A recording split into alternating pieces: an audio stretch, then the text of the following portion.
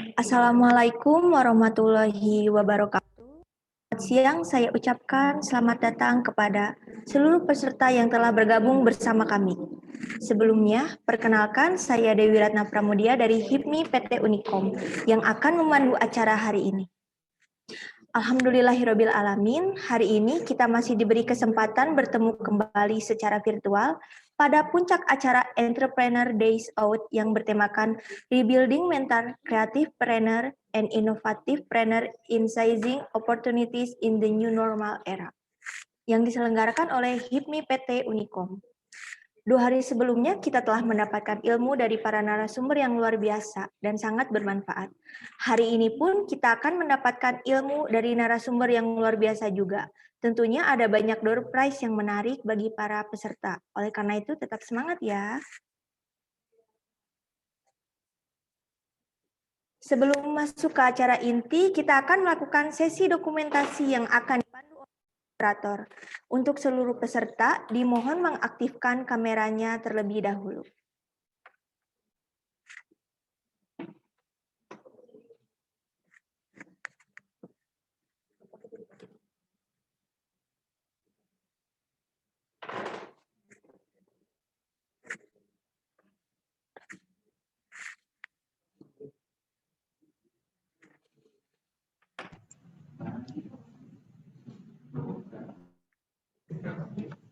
Ya, terima kasih kepada operator.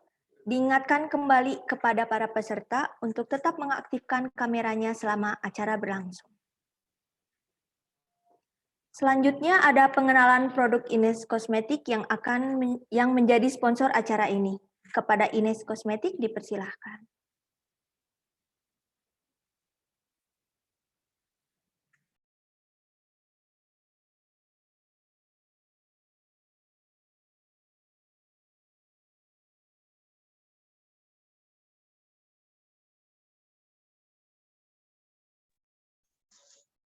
Terima kasih kepada MC. Assalamualaikum warahmatullahi wabarakatuh. Selamat siang teman-teman semuanya. Terima kasih kami ucapkan kepada panitia yang telah memberikan kesempatan kepada kami Ines Kosmetik untuk menjadi sponsor pada acara webinarnya di siang hari ini. Juga terima kasih kepada pemateri dan juga kepada seluruh peserta yang telah bergabung. Perkenalkan, nama saya Kak Wita, perwakilan dari Ines Kosmetik cabang Aceh. Sedikit memperkenalkan tentang Ines ya, teman-teman semuanya. Ines Kosmetik adalah brand lokal Indonesia yang memproduksi di Singosari, Malang, Jawa Timur sejak tahun 1998, atau tepatnya sudah 23 tahun yang lalu. Ines Kosmetik juga sudah mengantongi sertifikat halal dan sudah BPOM juga loh, yang produknya sudah tersebar di seluruh Indonesia, yang meliputi skincare, body care, dan juga dekoratif. Nah, untuk skincare, kita punya produk unggulan nih, yaitu exfoliating lotion dengan AHA, with Hazel, dan juga allantoin untuk membantu melembabkan kulit wajah, melepaskan sel-sel kulit mati, dan juga meregenerasi kulit sehingga kulit glowing dan bagai kusam. Untuk produk dekoratif, kita punya koleksi seperti lipstick, eyeshadow, blush on, dan masih banyak koleksi lainnya. Nah, untuk body care, kita punya koleksi seperti hand and body lotion, body wash, body scrub, body butter, dan bisa digunakan pria dan wanita. Untuk lebihnya lengkapnya lagi, teman-teman bisa kepoin di www.ines.co.id atau bisa juga langsung download aplikasi My Ines melalui Play Store. Nah, teman-teman yang ingin belanja, boleh nih langsung ke outlet terdekat di kota teman-teman, atau boleh juga langsung di e-commerce seperti didi.com, Lazada, Bukalapak, Shopee, dan e-commerce lainnya. Atau teman-teman bisa juga ke Kak Wita nih, karena hari ini exfoliating lotion-nya lagi ada diskon 20% dan produk lain 10%, dan pembelanjaan 125.000 teman-teman sudah dapat gratis ongkir up to 20.000. Itu saja sedikit informasi dari Ines Kosmetik. Semoga webinar yang menyenangkan. Sehat selalu untuk kita semua. Assalamualaikum warahmatullahi wabarakatuh. Terima kasih. Terima kasih Mbak Dewi. Ya, sama-sama, Mbak. Kami ucapkan terima kasih kepada Ines Kosmetik yang telah mendukung acara ini. Untuk para peserta, ayo kita pakai produk dari Ines Kosmetik ya, yang tentunya sudah terjamin kualitasnya. Jadi tunggu apa lagi? Segera beli produk Ines. Sekarang juga dan sedang ada diskon. Ines Kosmetik, believe in yourself.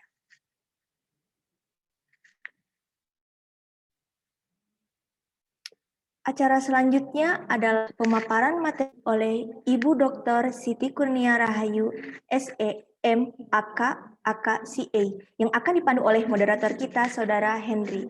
Kepada Saudara Henry, dipersilahkan. Baik, Assalamualaikum warahmatullahi wabarakatuh. Teman-teman peserta, apakah suara saya terdengar?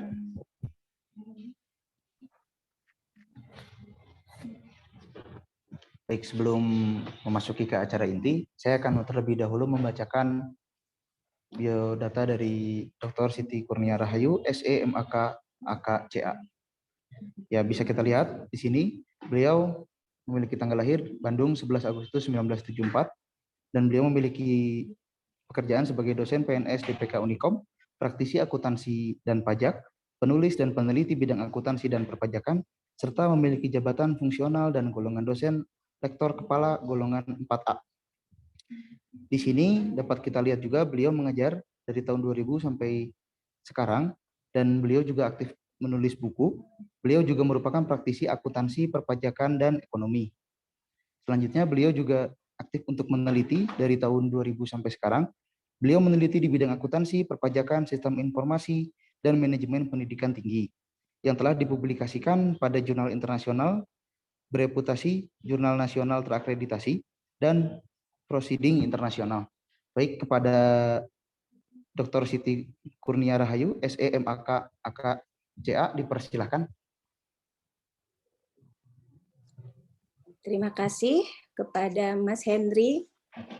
Terima kasih juga saya sampaikan kepada panitia dalam kegiatan acara Entrepreneur Days Out atau EDOFES. Alhamdulillah ya, program kegiatan ini bisa diselenggarakan dengan harapan bahwa pengusaha-pengusaha muda dan pengusaha-pengusaha yang berjiwa muda bisa tetap eksis di dalam menghadapi kondisi pandemi. Terutama yang paling berimbas itu adalah dari sudut pengelolaan keuangannya. Alhamdulillah, insya Allah untuk minimal 1 jam ke depan kita akan membahas terkait bagaimana sih yang namanya perencanaan dan pengelolaan keuangan di sini dapat membantu pengusaha muda di dalam menghadapi kondisi pandemik. Pada prinsipnya sebenarnya tidak hanya masalah kondisi pandemik ya, tidak hanya itu, tapi secara global bahwa tidak adanya pandemik itu adalah satu hal yang mutlak kita harus mampu mengolah keuangan untuk tetap survive di dalam menjalani pola kehidupan, baik sehari-hari ataupun yang terkait dengan bisnis. Untuk itu, panitia saya izin untuk share screen ya. Di sini saya diamanati untuk memberikan paparan, kita diskusi saja gitu ya, tidak berarti saya menggurui. Kebetulan juga selain sebagai dosen dan tadi yang sudah dipaparkan, saya juga termasuk ke dalam pelaku startup gitu ya, pelaku juga wirausaha yang mungkin bisa berbagi dengan adik-adik semua bahwa tidak ada yang namanya kesulitan kalau kita mau usaha.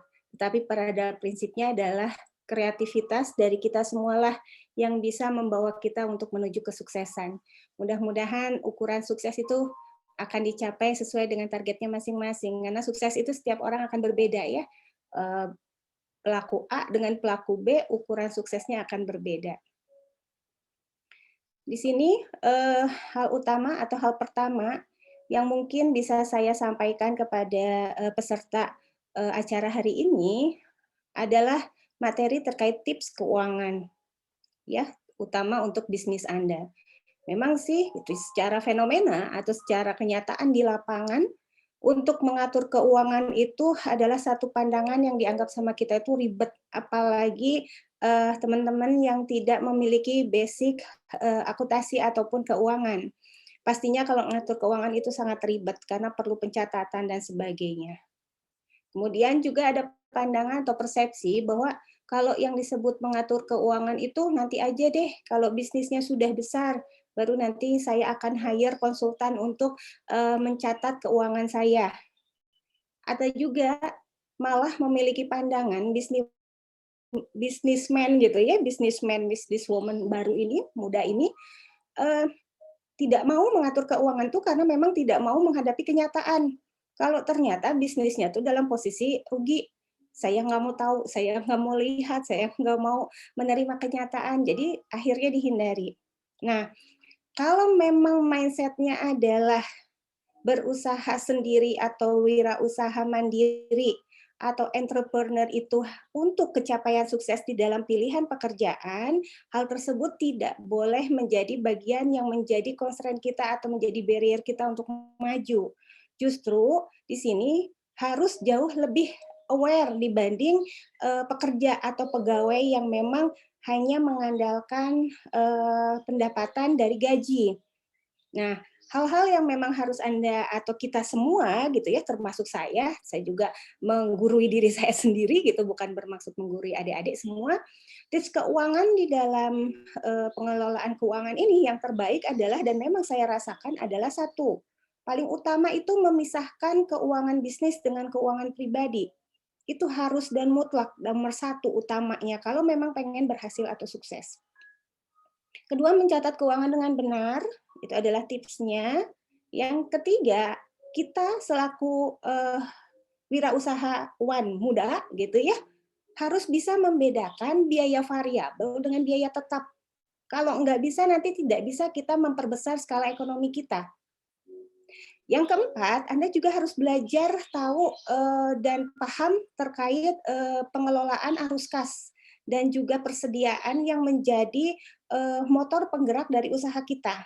Dan terakhir ke Anda juga dan saya juga gitu ya, dari tadi bolak-balik saya menyatakan bahwa saya juga harus bisa atau harus mampu untuk menangani masalah pemahaman antara bedanya gaji dengan laba. Nah, ini akan kita bahas ke depan gitu ya, sekira 60 menit ke depan. Nah, di sini poin pertama yang menjadi objek wirausaha muda seperti adik-adik semua di sini, Anda semua harus mampu memisahkan antara keuangan bisnis dengan keuangan pribadi. Kenapa? Karena bisnis usaha Anda itu sekecil apapun atau sebesar apapun memang punyanya sang pemilik. Ya, punya Anda sendiri sebagai entrepreneur. Tetapi bisnis dengan kehidupan Anda pribadi itu adalah entitas yang berbeda dan harus dipisahkan dari awal kalau memang pengen sukses. Itu tipsnya. Dan Anda harus mampu selaku pemilik usaha adalah mengidentifikasikan alur kerja bisnis Anda. Nah, pastikan semua uang gitu ya yang Anda miliki itu bergeraknya itu alurnya atau kasnya itu flow-nya sesuai dengan keperluan bisnis Anda, tetapi melalui pintu yang berbeda dengan kebutuhan pribadi. Nah, bagaimana caranya gitu ya? Bagaimana cara untuk bisa atau menjadi bagian di dalam pemisahan kebutuhan pribadi ini? Nah, apabila Anda selaku wirausaha muda memahami tentang pengelolaan keuangan ini hanya sebatas cash basis. Maksudnya Anda hanya ingin mengelola uang secara tunai saja. Walaupun secara konvensional, walaupun secara modern itu udah lama ditinggalin, tetapi umum masih banyak yang pengen megang uang kas aja untuk pengelolaan keuangan, masih ada. Ini dibolehkan, enggak masalah, tetapi Anda harus memisahkan seperti penggunaan amplop gitu ya, penggunaan amplop untuk transaksi harian dengan uang tunai itu Anda butuhkan yang sesuai dengan kebutuhan Anda terpisah. Satu amplop mungkin warnanya berbeda atau ditulis gitu ya, ini adalah untuk usaha dagang, yang satu lagi adalah untuk keluarga. Tipsnya adalah menggunakan amplop dengan warna yang berbeda, supaya Anda tahu pada saat untuk keperluan bisnis, Anda mengambil uang di amplop warna biru. Nanti mendapat pendapatan atas penjualan bisnis, masukkan juga ke amplop warna biru, misalnya gitu ya. Kemudian kalau misalnya warna merah, untuk keperluan pribadi. Kalau Anda mendapatkan gaji dari usaha Anda sendiri, maka masukkanlah penghasilan tersebut ke amplop warna merah. pengeluaran yang sifatnya pribadi pun diambil dari amplop warna merah. Sesederhana itu. Sesederhana itu teknisnya, tetapi membutuhkan komitmen yang sangat tinggi. Ya, membuktikan bahwa kalau Anda tidak punya yang namanya komitmen yang begitu tinggi, maka tidak mudah juga buat Anda nanti untuk mampu memisahkan itu, karena ini butuh komitmen dan konsekuen gitu ya, on the track gitu. Nah, itu yang membutuhkan yang namanya motivasi dan mental tadi. Karena kan kadang-kadang ada kekurangan di amplop yang satu, kita ambil dari amplop berwarna yang lain karena masih ada. Nah, itu yang menyebabkan terjadinya substitusi yang tidak terkontrol ke depannya nanti gitu ya. Nah, yang kedua, mungkin Anda bisa pilihan adalah menggunakan basisnya adalah rekening bank. Mungkin Anda punya mobile banking atau ATM dengan bank berbeda. Gitu. Misalnya gunakanlah rekening yang berbeda dengan bank berbeda, jangan sama-sama rekeningnya, maaf, jangan sama banknya, karena kadang-kadang kalau banknya sama, nomor rekeningnya yang kita lupa gitu. Mana yang masuk ke pribadi, mana yang masuk ke bisnis. Gunakan bank yang berbeda, itu memudahkan Anda. Kalau memang Anda itu tidak suka yang ribet-ribet. Ini adalah tips yang pertama dan utama, langkah dasar dari Anda ingin berhasil di dalam pengelolaan keuangan. Dan itu ternyata berhasil gitu ya. Sudah saya terapkan dan sudah saya buktikan, jadi saya sharing kepada Anda semua selaku wirausaha muda. Nah, apa sih sebenarnya keuntungan? Tadi saya sampaikan, saya sudah rasakan bedanya seperti apa. Ternyata kita punya keuntungan yang sangat banyak selaku usahawan. Ada 3 hal poin penting di dalam keuntungan memisahkan antara keuangan bisnis dengan keuangan pribadi. Yang pertama adalah bagi wirausahawan muda ini ya, Anda semua ini, yaitu Anda punya data yang cukup untuk mengevaluasi kinerja atau performa dari usaha bisnis Anda, sehingga Anda bisa mengatur strategi ke depannya. Ngatur strateginya apa? Ada 2 hal yang harus Anda pahami selaku bisnismen, selaku businesswoman. Yang satu adalah strategi untuk meningkatkan omset atau labanya. Pasti itu strategi utama, karena pelaku bisnis itu kalau mulai dari perkembangan ada tahap berikutnya yang disebut dengan tahap startup, kemudian tahap berikutnya lagi dengan tahap perkembangan, pertumbuhan, kemudian kembangan lagi kepada stage yang sukses lagi, itu membutuhkan yang namanya strategi peningkatan dari omset itu sendiri. Kalau memang kita merasa puas pada posisi tahapan tertentu di dalam tahapan bisnis cycle kehidupan bisnis, Anda nggak bisa maju-maju gitu. Ya, karena orang pengusaha sukses itu kan visinya jauh ke depan. Nah, Anda juga harus bisa memulai dari sekarang memiliki visi ke depan. Yang kedua adalah menurunkan biaya. Bagaimana ya cara menurunkan biaya? Nah, ini akan bisa dilihat kalau kita memiliki data keuangan. Kalau nggak punya susah untuk mengetahui bagaimana cara menurunkan biaya yang harus dikeluarkan atau cost yang harus dikeluarkan untuk bisa menjalankan perusahaan. Poin kedua yaitu Anda selaku bisnismen muda atau wirausahawan muda itu akan tahu sehat nggak ya keuangan pribadi saya, karena udah dipisahin dari awal tadi ya. Sehat nggak ya keuangan pribadi saya? Sehat nggak ya keuangan bisnis saya? Kalau ternyata nanti ditemukan ketidaksehatan, itu harus punya strategi baru. Kenapa? Kadang-kadang saya tadi sampaikan di awal bahwa ada keinginan kita untuk menengok ke amplop yang lain. Oh, masih ada, tenang. Padahal itu bukan untuk peruntukannya. Ujungnya secara praktek, kalau kita tidak bisa mengendalikan hal ini, biasanya tanpa sengaja itu akan saling substitusi gitu. Walaupun udah dipisahin, karena tidak ada yang namanya motivasi Anda untuk konsisten di dalam penetapan mana yang menjadi bagian pengelolaan bisnis, mana yang menjadi pengelolaan keuangan pribadi. Nah, ini yang disebut dengan kesehatan keuangan.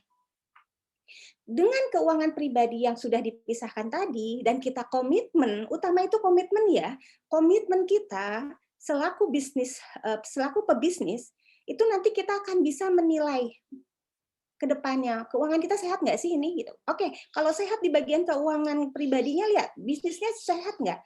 Kalau sehat aman, tetapi kalau salah satu di antara keduanya tidak sehat, itulah yang harus bikin strategi baru.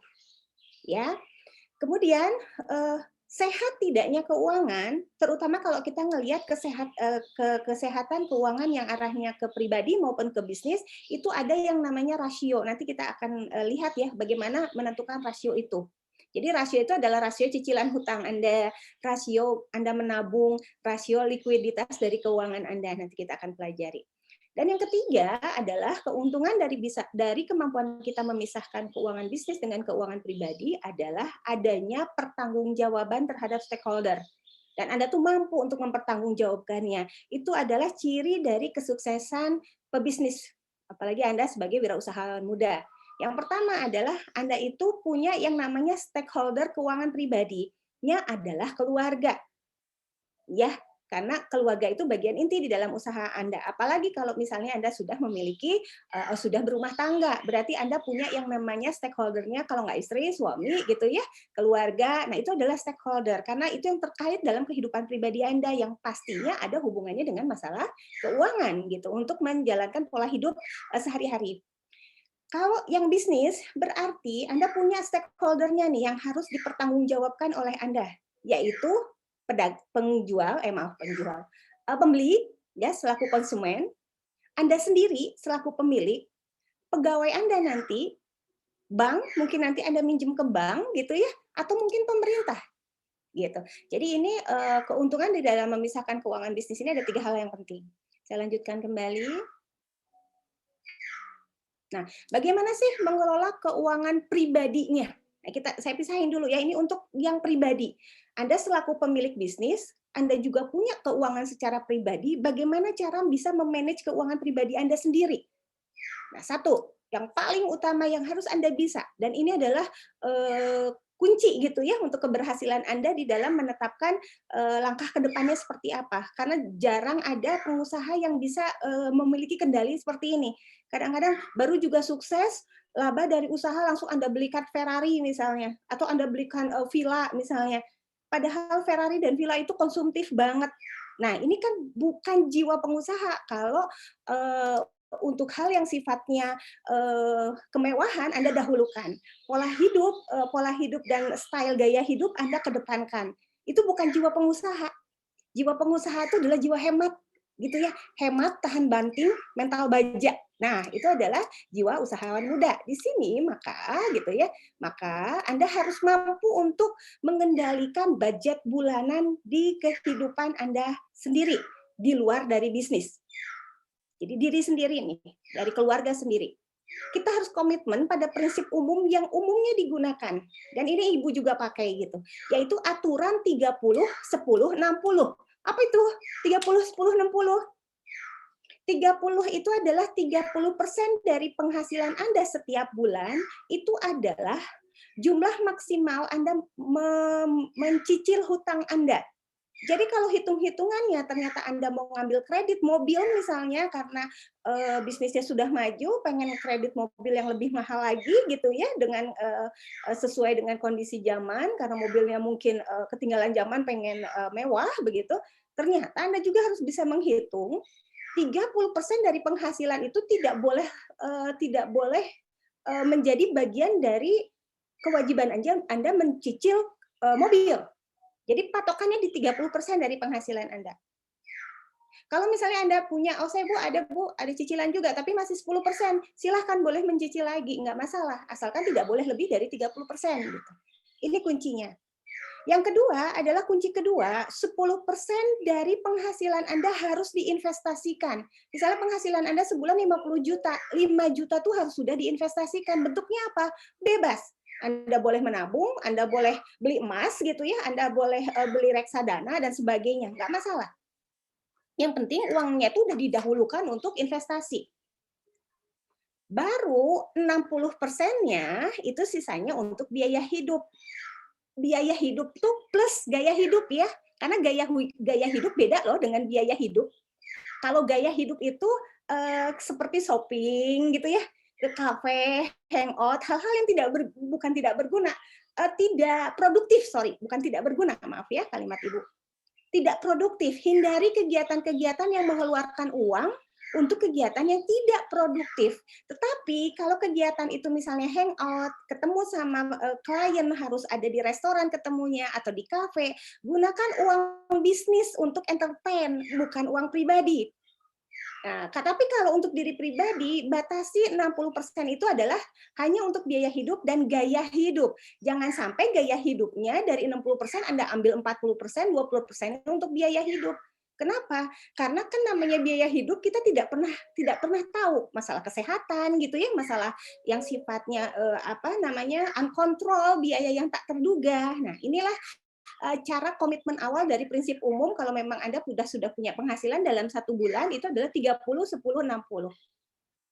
Ya. Nah, catatan pengeluaran dan penerimaan di bulan ini kalau Anda sudah mampu untuk menghitung gitu ya, akan dijadikan ibaratnya itu kayak kartu kendali gitu ya untuk bulan berikutnya. Jadi pada bulan berikutnya on the way mau jalan atau ongoing, Anda akan lihat historis masa lalu.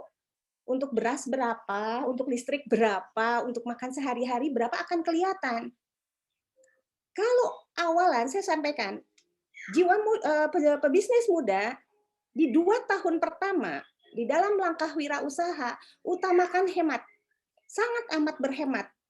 Kenapa? Biarin aja dibilang pedit juga, gitu ya. Untuk apa? Untuk kedepannya. Nanti di bulan-bulan berikutnya Anda akan terbiasa dan nanti pun akan ada satu move dari saldo ya.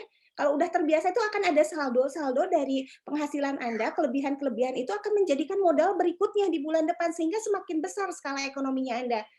Itu tips yang bisa saya sampaikan bahwa jangan terbawa oleh lingkungan yang zaman sekarang ya anak-anak milenial gitu ya, kalau nggak gaul beda rasanya begitu.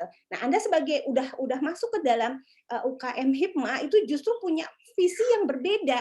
Anda melihat itu kehidupan tuh di masa yang akan datang, bukan sekarang.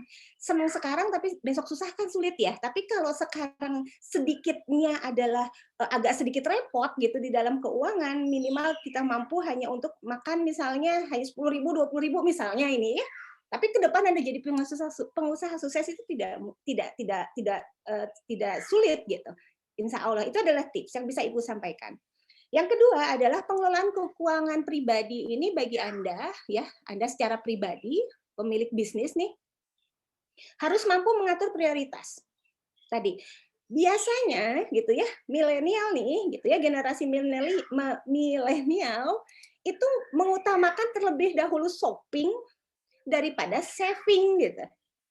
Seneng belanja dulu gitu ya untuk konsumsi yang sekiranya nggak penting tapi karena tertarik dan seneng itu buka yang namanya media sosial gitu ya, jadi pengen belanja dan terus tanpa mengendalikan kondisi keuangan pribadi. Itu namanya shopping untuk konsumsi. Nah di sini bagaimana cara pengelolaannya gitu ya?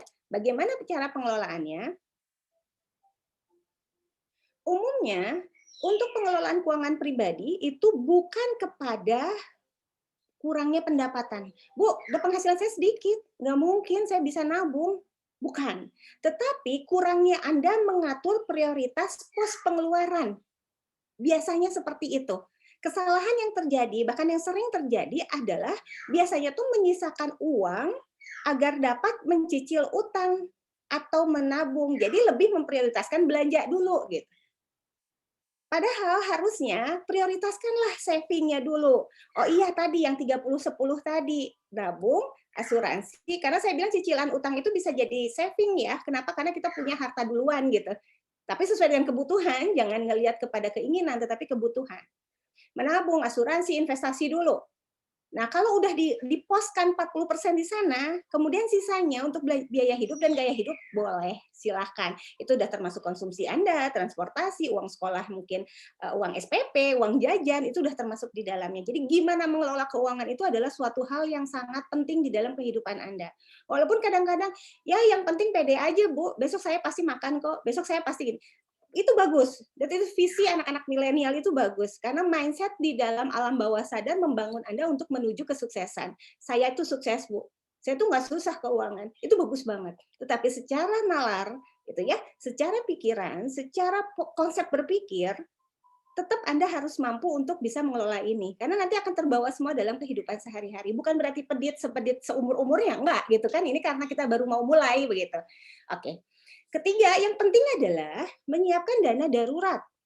Ini juga jadi bagian dari tips Anda selaku pebisnis gitu ya untuk keuangan pribadi. Biasanya gini nih, kalau resiko keuangan karyawan itu lebih kecil dibanding resiko keuangan pebisnis, karena kita punya tanggung jawab terhadap karyawan. Tetapi kalau karyawan hanya bertanggung jawab pada dirinya sendiri, kalau Anda punya pegawai 2 orang atau 3 orang yang membantu Anda, maka Anda akan pikirkan ke depan bagaimana gaji 2-3 karyawan Anda itu beberapa bulan ke depan. Nah, itu Anda harus bisa menyiapkan dana darurat apabila omset penjualan Anda di depan itu menurun. Kan kita tidak pernah tahu ya, tidak pernah kontrol, tidak pernah bisa prediksi ke depan apakah penjualan akan naik atau turun, walaupun selalu optimis untuk ke sana. Nah, dana darurat ini digunakan untuk bertahan bila ada perlambatan dari operasi bisnis Anda gitu. Nah, pemilik bisnis Anda ini sendiri gitu ya, harus menyediakan dana darurat yang lebih besar dibanding yang umumnya karyawan atau pegawai lakukan. Kalau karyawan biasanya, kalau Anda sebagai pegawai gitu ya, biasanya dana darurat itu 3 sampai dengan 12 bulan pengeluaran bulanan untuk ke depannya supaya safe gitu. Artinya ditabung, ada dana dadakan yang tak terduga untuk ke depan, siapa tahu sakit, masuk rumah sakit kan butuh biaya dan sebagainya. Atau misalnya tiba-tiba di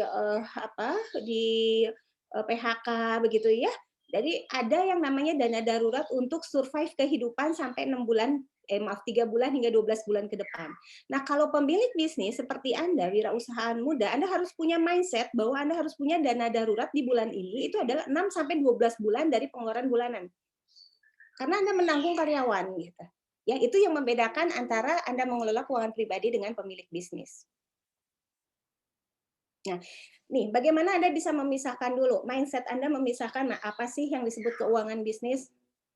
Apa ya yang disebut keuangan pribadi? Nah, Anda tadi sudah dikotak-kotakan ya. Yang pertama ada kita bicara dulu yang kiri, yaitu yang bisnis. Anda selaku pemilik perusahaan A, maka pendapatan Anda adalah penghasilan dari penjualan produk A. Pengeluarannya adalah biaya produksi produk A. Misalnya produk yang mau dijual itu adalah pakaian, maka biaya produksi untuk membuat pakaian. Diskon penjualan pakaian, sewa dari mesin jahit atau sewa dari pabriknya, ya pabrik untuk menjahit, atau sewa atau beban dari gaji yang menjahit. Anda juga harus kasih THR. Anda juga harus kasih yang namanya biaya untuk promosi. Walaupun sekarang menggunakan media sosial nggak pakai biaya seperti kita iklan di TV ya. Nah, nggak apa-apa kalau memang ternyata nggak keluar ya nolin aja gitu. Kemudian pembelian peralatan produksi. Kalau pakaian itu pembelian alat produksinya apa? Gunting misalnya gitu ya. Jarum dan alat-alat lain. Kemudian untuk kebutuhan perkantoran atau administrasinya Anda butuh yang namanya komputer. Kemudian Anda kalau udah maju nanti, kalau UMKM itu kan ada beban pajak tuh 1%, harus bayar pajak gitu ya. Kemudian beban listrik, telepon, transport untuk bisnis, biaya entertain bisnis, biaya pajak daerah, itu semua masuk ke dalam pengeluaran bisnis. Nah, kita pisahkan ya dengan dengan keuangan pribadi. Nah, kalau keuangan pribadi, penghasilannya itu berupa gaji atau pendapatan sewa atau investasi. Mungkin Anda mempunyai yang namanya deposito, gitu kan, Anda punya deposito, maka tiap bulan akan Anda dapat penghasilan. Nah, itu juga bisa masuk ke sini. Pengeluaran pribadi itu tolong, tabungan rutin itu adalah pengeluaran. Camkan kepada Anda selaku pebisnis muda gitu ya, yang namanya nabung itu anggap sebagai pengeluaran. Dianggapnya hilang aja gitu. Jangan diingat-ingat. Kenapa nanti masih ingat, oh aku masih punya tabungan, aku masih punya tabungan, jadi nggak usah nabung lagi. Biasanya kan gitu ya. Tapi kalau tabungan dianggap Anda adalah pengeluaran, berarti dianggapnya sudah nggak ada gitu. Walaupun masih ada gitu, tapi kan motivasinya jadi berbeda gitu. Jadi terus aja nabung, rasanya itu sebagai pengeluaran. Cicilan motor gitu ya, cicilan kartu kredit, cicilan KPR, kemudian apalagi di sini listrik, telepon rumah, gitu ya, iuran lingkungan, gaji asisten rumah tangga, belanja bulanan, belanja harian, biaya anak SPP, transportasi pribadi, lifestyle, itu semua masukkan ke pengeluaran pribadi. Oke, sekarang udah tahu ya bedanya antara bisnis sama pribadi.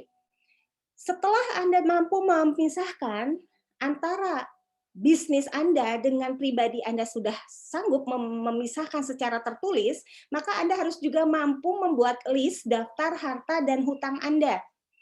Ini penting juga buat Anda selaku pebisnis. Daftar harta bisnis itu Anda anggap sebagai punya bisnis, jangan diaku di dalam pribadi. Gitu. Kalau harta bisnis itu seperti investasi jangka pendek, jangka panjang, peralatan produksi gitu ya, kantor peralatannya, perlengkapan produksi Anda, toko, kantor, pabrik, kendaraan kantor, kendaraan pabrik. Itu adalah daftar hartanya bisnis Anda. Jangan dimasukkan ke dalam daftar harta pribadi. Nah, kalau harta pribadi biasanya dibagi dua. Anda juga harus mampu memisahkan pembaginya ini, yaitu harta yang sifatnya produktif dengan harta yang sifatnya konsumtif.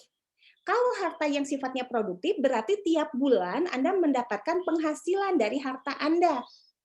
Contohnya tabungan Anda dapat yang namanya bunga, deposito Anda dapat bunga, emas itu Anda punya margin gitu ya, margin nantinya kalau misalnya terjadi harga jualnya lebih tinggi daripada harga beli. Nah, itu juga pendapatan ya.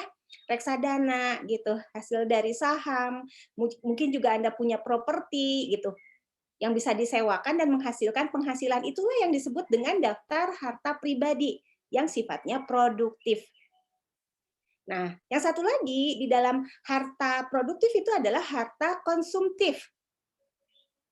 Itu rumah yang dipakai. Masukkan ke dalam harta konsumtif. Kenapa? Karena rumah yang dipakai itu tidak menghasilkan penghasilan buat Anda, tetapi menyebabkan biaya yang keluar. Jadi rumah pribadi itu biaya gitu. Karena sifatnya konsumtif rumah pribadi. Tidak menghasilkan keuangan, cuma menghasilkan rasa nyaman gitu. Tidak kehujanan. Tapi dianggapnya di dalam pengelolaan keuangan ini disebutnya adalah harta yang sifatnya konsumtif karena mengeluarkan biaya untuk ngurusnya, biaya perbaikan gitu ya. Jadi hal-hal yang sifatnya mengeluarkan biaya Anda masukkan ke dalam harta konsumtif. Kendaraan yang dipakai juga masukkan ke dalam harta konsumtif. Makanya saya sampaikan kalau Anda baru usaha, jangan terlalu memprioritaskan pilihan untuk kemewahan karena masuknya ke konsumtif. Biayaun gitu kalau orang Sunda mah. Oke. Nah, yang kedua adalah kita harus bisa punya daftar hutang. Hutang ini juga harus dibagi dua, yaitu hutang bisnis dengan hutang pribadi. Kalau hutang bisnis itu adalah hutang dagang. Contohnya misalnya customer Anda adalah membeli barang dengan cara berhutang, di kredit, cicilan. Kemudian Anda juga punya hutang kepada orang tua atau keluarga misalnya untuk menjalankan usaha, maka itu masuknya ke dalam hutang. Tergantung dari pemilik modal ya, mau ngembaliinnya kapan. Kalau mengembalikannya dalam jangka waktu 1 tahun, maka kita masukkan ke dalam hutang jangka pendek. Tetapi kalau misalnya ya udah terserah deh karena anak sendiri mungkin ya gitu, atau teman sendiri ya udah saya panjangin deh 2 tahun ya 3 tahun Anda bisa mencicil, maka itu masukkan ke dalam hutang jangka panjang. Itu yang harus bisa Anda pisahkan. Nah, kalau hutang pribadi tentunya hal-hal yang terkait pribadi, yaitu hutang personal Anda dengan teman, kemudian hutang koperasi mungkin, ya hutang bank Anda terkait tadi cicilan mobil, cicilan motor gitu, hutang KPR yaitu cicilan rumah. Nah, ini masukkan ke dalam daftar hutang pribadi. Ini pokok poin yang harus Anda pahami di dalam pemisahan antara pengelolaan perencanaan keuangan Anda ya. Nah, ini tips lagi. Tips bagaimana Anda bisa memutar uang lebih cepat. Karena Anda itu concern-nya jangan modalnya gede aja. Modal gede itu adalah pilihan kedua. Pilihan pertama selaku pebisnis adalah uang cepat berputar. Maksudnya bukan muterin uang berputar. Artinya dari mulai kas itu ada, kemudian Anda belikan bahan baku, kemudian diproduksi menjadi produk, didistribusikan hingga dijual sampai ke customer, ditagih uangnya, jadi lagi kas diterima, itulah yang disebut perputaran uang. Kas. Nah, yang harus Anda kejar tuh ini, gitu. Selaku pebisnis tuh ini. Jangan kelamaan nyimpan persediaan di dalam gudang. Itu namanya tidak efektif di dalam keuangan. Jangan banyak-banyak banget modal kasnya, karena belum tentu semua modal kas ini bisa berputar dengan cepat. Berarti tips pertama yang harus Anda jadikan kunci di dalam keberhasilan Anda di dalam usaha muda ini adalah memutar uang secepatnya gitu ya, secepatnya untuk menjadi kas kembali. Di sini akan modal itu lebih cepat jadinya berputar gitu. Daripada kita mikirin saya kurang modal. Gunakan modal walaupun tidak banyak, tetapi kreativitas, inovasi Anda untuk bisa memutar uang itu dengan cepat, itu merupakan pengalaman atau modal Anda selaku pebisnis. Nah, di sini misal nih, jumlah putaran kas mulai dari modal kas sampai kembali menjadi kas, gitu ya. Artinya balik lagi modalnya kepada Anda, misalnya 10 hari waktunya, maka Anda akan punya yang namanya keuntungan yang bisa Anda prediksi ke depan, yaitu 360 hari dibagi 10 hari tadi. Berarti dalam 1 tahun Anda punya 36 kali putaran kas. Kebayang oleh Anda di dalam setahun, maka Anda punya laba sebulan itu sampai laba setahun itu adalah sampai 36 kali. Nah, seperti itu maksudnya. Jadi ini adalah poin juga di dalam pentingnya Anda pebisnis untuk bisa berinovasi dan beradaptasi dengan lingkungan untuk bisa memutar uang kas lebih cepat menjadi kas kembali. Oke. Selain itu, untuk mengelola keuangan pribadi, Anda harus mampu juga menghitung rasio keuangan pribadi. Jadi ini belum ke bisnis ya. Kalau tadi kan bisnis ya untuk pengelolaan uang supaya cepat kembali menjadi kas. Nah, sekarang balik lagi nih ke keuangan pribadi. Jadi Anda itu biasanya kalau pegawai hanya mikir satu kotak gitu ya, satu kotak di mana saya hanya dapat penghasilannya satu untuk keuntungan untuk pengelolaan keuangan pribadi aja. Nah, Anda itu punya box itu yang berbeda. Pebisnis itu punya kotak yang berbeda. Jadi harus bisa dengan cepat memindahkan posisi fokus pikiran Anda antara ini bisnis, ini sendiri pribadi, ini bisnis, ini pribadi, gitu ya. Nah, di sini di keuangan pribadi Anda harus mampu juga untuk membuat hitungan rasio keuangan Anda secara pribadi. Ada 4 hal yang harus Anda bisa hitung rasionya. Yang pertama tadi dana darurat. Nah, bagaimana cara menghitung dana darurat itu adalah tabungan Anda kalau ada ditambah deposito, mungkin ya ditambah emas dibagi pengeluaran bulanan. Kan tadi sudah dicatat tiap bulannya, jadi akan tahu rata-rata pengeluaran bulanannya berapa. Maka Anda bisa bisa membaginya tabungan itu dengan pengeluaran bulanan. Nah, buatlah rekening khusus untuk dana darurat supaya enggak keambil-ambil gitu. Enggak kecoceng gitu kalau bahasa Sunda mah gitu. Nah, dana darurat ini adalah untuk Anda nanti kalau menghadapi kondisi terburuk gitu, seperti kondisi sekarang ya pandemik, kan nggak ada yang nyangka seperti ini. Saat tidak ada persiapan, saat tidak ada penghasilan, kita nggak siap-siap. Nah, kita tuh masih punya yang namanya dana darurat. Tapi buat rekening sendiri, jangan digabung. Ah, yang penting ada, tenang Bu. Enggak. Kita tuh harus komit dari awal kalau selaku pebisnis, nggak bisa main-main gitu ya, nggak bisa selebor gitu dalam keuangan, harus benar-benar tuh trik gitu, trik untuk bisa aman gitu. Aman itu jauh lebih safe itu gimana? Ya ibaratnya kalau kita bilang insecure-nya lah gitu lah. Pebisnis itu kan merasa tidak aman gitu, selalu tidak merasa aman gitu. Nah, inilah yang cara yang pertama harus Anda bisa buat untuk dana darurat. Di awal bulan, alokasikan ke rekening khusus itu. Jadi tiap bulan itu Anda harus punya dana darurat, masukkan ke rekening tersebut. Nah, misalnya dari jumlah minimal yang sudah Anda peroleh, Bu, boleh nggak dilebihin? Kan saya tuh udah ngitung nih, 500.000 dana darurat saya setiap bulan, boleh nggak saya lebihin sejutanya? Boleh, atuh. Gitu ya, lebih tenang gitu. Tapi batas minimal itu juga itulah batas minimal yang harus Anda saving gitu. Jangan sampai malah lebih kecil daripada hitungan rasio ini yang Anda tabungkan sebagai dana darurat. Yang kedua adalah rasio utang. Nah, rasio utang ini adalah mengukur besarnya utang, bukan cicilannya ya. Jadi ada rasionya, perhitungannya adalah total utang dibagi total harta. Kalau ternyata total hutang Anda dibagi total harta Anda lebih kecil dari 50%, maka artinya total utang Anda tidak lebih dari setengah total harta Anda. Nah, bagi yang baru mengambil kredit rumah ya wajar ya kalau rasio utangnya lagi nggak ideal. Tapi kalau jumlah utang KPR yang sangat besar nanti kan ke depannya usianya akan produktif, akan kembali lagi ideal. Nggak masalah gitu. Tapi ya itu jangan lebih lah dari 50%. Tadi Ibu udah save 30% ya. Gitu ya, 30% itu bolehlah buat bayar-bayar hutang gitu. Sebulan. Jadi masih bisa jajan gitu. Tapi kalau udah lebih dari 50% mau jajan juga jadi nggak enak gitu kan, karena aduh belum bayar cicilan hutang begitu. Nah, rasio cicilan hutang pun kita juga bisa hitung dan harus juga mampu kita hitung sendiri, yaitu cicilan utang bulanan dibagi pengeluaran bulanan. Rasionya kan tadi sudah sampaikan 30% ya dari penghasilan bulanan. Nah, solusinya kalau ternyata jumlahnya lebih gede, ya harus direstrukturisasi lagi gitu.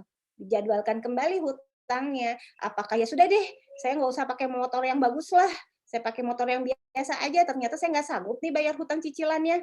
Sementara nggak apa-apa, 2 tahun pertama, Ibu selalu katakan bahwa 2 tahun pertama itu adalah mental Anda tentang keuangan. Kalau Anda nanti setelah lulus dari perguruan tinggi ingin menjadi pengusaha, mungkin inilah yang akan Anda harus pilih.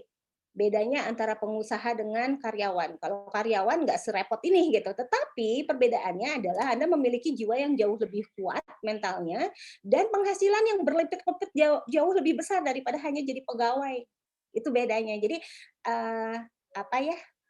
Worth it lah gitu apa yang Anda usahakan dengan apa yang Anda dapat. Kalau pegawai kan ya segitu-gitu aja gitu, kecuali Anda tiba-tiba bisa diterima di perusahaan yang memang penghasilannya berlipat-lipat gitu. Tapi kan jarang ya pegawai digaji gede dibanding pengusaha gitu ya.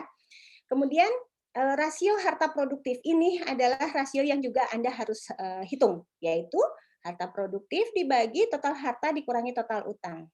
Rasio idealnya lebih besar dari 50%. Ya, maka sumber penghasilan utama itu Anda bisa bekerja lebih aktif, lebih tenang kalau memang rasio harta produktif Anda jauh lebih besar dibanding 50%. Nah, ini yang harus Anda bisa kelola ya keuangannya untuk keuangan pribadi. Oke, kita lanjutkan. Sekarang mengenal perbedaan antara apa yang disebut dengan biaya variabel dengan apa yang dimaksud dengan biaya tetap. Kenapa? Karena kita akan bicara masalah skala ekonomi bisnis. Ya, kita balik lagi sekarang ke pebisnisnya, usahanya, ya, ke usahanya. Kenapa? Karena di sini ditekankan bahwa Anda selaku pebisnis punya visi ke depan. Jangan pernah berpikir jadi pebisnis itu untuk 1 tahun atau 2 tahun. Ibu sampaikan dari awal, 2 tahun itu adalah awalan Anda mau settle. Sekarang mungkin media sosial mendukung Anda selaku pengusaha muda. Paling enggak 1 tahun itu Anda settle-nya itu adalah 1 tahun belajarnya mental baja itu 1 tahun menuju startup. Gitu ya, kalau Anda sudah punya startup ini Anda punya malaikat bisnis, Anda punya pemodal Ventura gitu kan, Anda akan agak sedikit lega gitu karena ada penyuntik modal. Tetapi sebelum sampai ke sana, sebelum Anda punya modal sendiri untuk sampai ke sana, maka Anda harus bisa menabung supaya bisnis Anda jauh lebih besar. Nah, sustainable daripada kehidupan bisnis Anda itu akan terus hadir dan disitulah Anda harus bisa memperbesar usaha Anda dengan bisa menghitung titik impas atau break even point dari penjualan Anda supaya Anda bisa mendapat laba yang Anda inginkan. Itu di keuangan seperti itu, ya.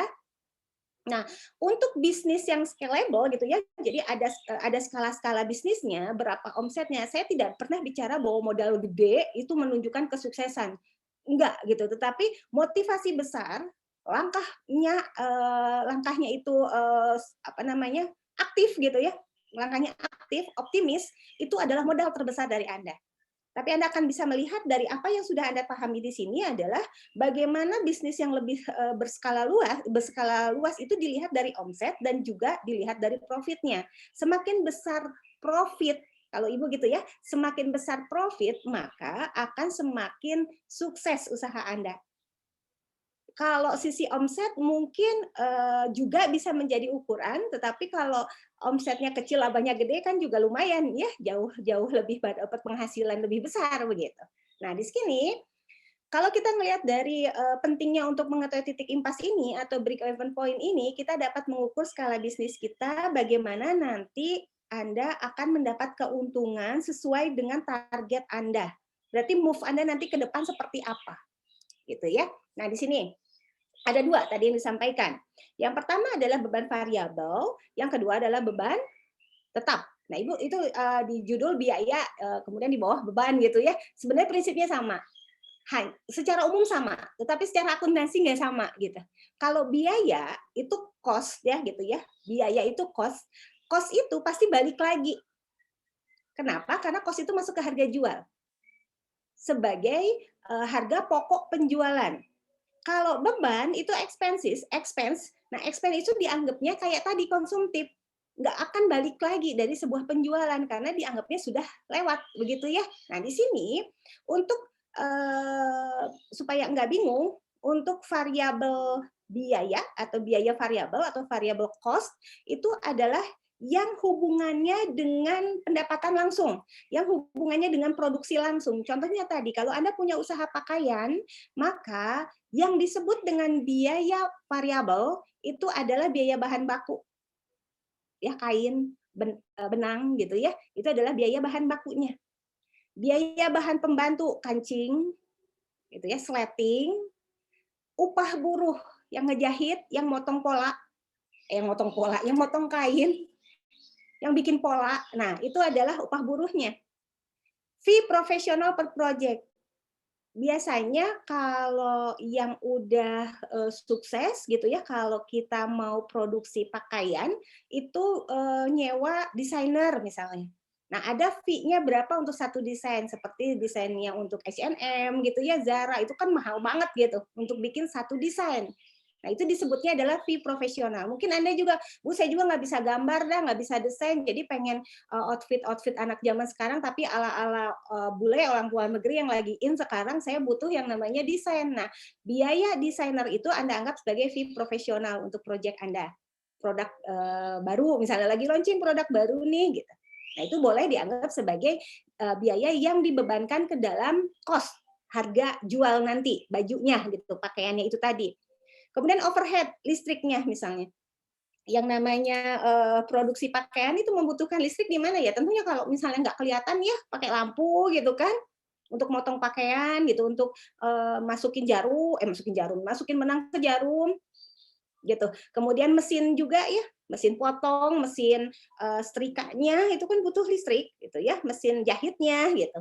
Nah, kemudian komisinya penjualan, pada saat Anda jual melalui distributor, maka akan diberikan komisi penjualan dan diskon penjualan.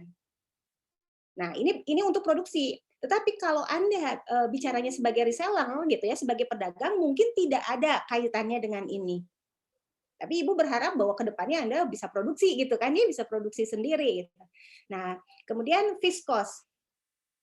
Mungkin kalau reseller larinya ke fixed cost ya, ke biaya yang konstan tiap periode itu sama gitu. Contohnya adalah biaya sewa kantor gitu kan, biaya sewa hotspot ya kalau misalnya Anda pakai web untuk jualannya, kemudian THR pegawai, listrik, air telepon kantor, ATK, promosi pemasaran dan biaya konsultan itu semua masuk ke dalam fixed cost. Oke, sekarang sudah bisa dipisahkan ya antara biaya variabel dengan biaya tetap atau fix. Nah, bagaimana menghitungnya? Gitu ya. Bagaimana menghitung yang disebut BEP tadi? Contoh, misalnya harga jual produknya 3.000 per produk. 3.000 per produk. Dan kita sudah tahu bahwa bahan baku per produknya Rp900, upahnya untuk produk tersebut 100, jadi 1.000 gitu ya untuk variable cost. Untuk fixed cost-nya, karena misalnya Anda daripada, Bu, saya beli beli mesin jahit, mending saya sewa gitu kan, daripada beli modal dikeluarkan untuk beli gitu, mending saya sewa aja deh. Boleh itu masukkan ke dalam fixed cost sebagai biaya overhead, bisa juga atau tidak ya, masukkan aja ke sewa gitu ya, ke sewa alat 400. Kemudian gaji karyawan, misalnya Anda punya karyawan untuk menghitung ataupun untuk melakukan pemasaran penjualan, misalnya 3.500.000, listriknya 100.000, totalnya 4 juta. Nah, margin keuntungannya adalah harga jual per produk 3.000, Anda kurangi dengan biaya variabelnya 1.000, jadi margin cost-nya Anda dapat 2.000. BEP-nya Anda ambil tuh 4 juta tadi ya yang fixed cost-nya, total fixed cost dibagi dengan margin keuntungan 2.000. Maka Anda dapat angka 2.000 bungkus. Artinya kalau Anda jual 2.000 bungkus, Anda itu enggak untung, enggak rugi. Kalau Anda mau untung, berarti Anda harus menjual bungkus. Berapa bungkus? Berarti lebih dari 2.000 bungkus. Maka Anda akan dapat untung. Nah, berapa ibaratnya kalau Anda punya targetnya 4.500 bungkus, punya target yang namanya keuntungan 5 juta, berapa yang harus Anda jual? Dari perhitungan target penjualan sama dengan target keuntungan, ditambah fixed cost dibagi margin keuntungan, maka Anda harus menjual 4.500 bungkus. Nah, ini gunanya Anda mengetahui titik impas atau BEP pada saat Anda di bisnis ingin mendapatkan keuntungan sesuai target. Maka Anda harus mampu menjual 4.500 bungkus. Ya, nah ini adalah contoh perhitungan pada saat Anda ingin memperbesar skala usaha Anda. Berarti targetnya adalah 4.500 bungkus. Selanjutnya, dari awal saya selalu sampaikan bahwa motivasi Anda itu tinggi ya untuk kesuksesan. Tanamkan di dalam alam bawah sadar Anda dan target dalam kehidupan Anda adalah saya ini pebisnis sukses. Maka orientasi bisnis itu adalah profit, bukan melakukan pekerjaan sosial. Jadi segala sesuatunya adalah profesional, bukan sosial. Iya, beda ya. Nah, maka kalau sudah berpikir secara profesional bahwa orientasi bisnis itu adalah profit, bukan sosial, maka Anda mutlak punya catatan keuangan di dalam bisnisnya. Ya. Nah, di sini tugas pemilik bisnis, yaitu Anda selaku wirausahawan muda, itu adalah top manajemennya yang harus fokus sama hal-hal strategis. Nah, apa tuh Bu hal strategis? Hal strategis itu dalam pengambilan keputusan, contohnya tadi, penentuan BEP. Anda harus dapat informasi, oh, kalau yang namanya ini ya, kalau yang namanya saya nggak untung, nggak rugi itu bisa jual 2.000 bungkus, Anda selaku top manajemen akan berpikir lagi, apa yang harus saya lakukan supaya dapat 4.500 bungkus penjualannya. Nah, itu yang disebut strategis. Ini adalah data keuangan dari pengelolaan perencanaan keuangan yang informasinya bisa digunakan Anda untuk melakukan strategi bisnis ke depan. Itulah fungsinya top manajemen, Anda sendiri selaku pemilik bisnis.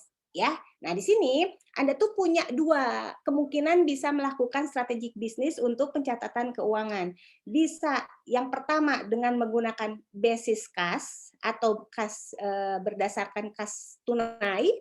Jadi ini kalau kas tunai pada saat Anda itu mencatat berapa besar pengeluaran, Anda tinggal tulis pengeluaran saya sekian rupiah, buktinya adalah dokumennya berupa bond, nota.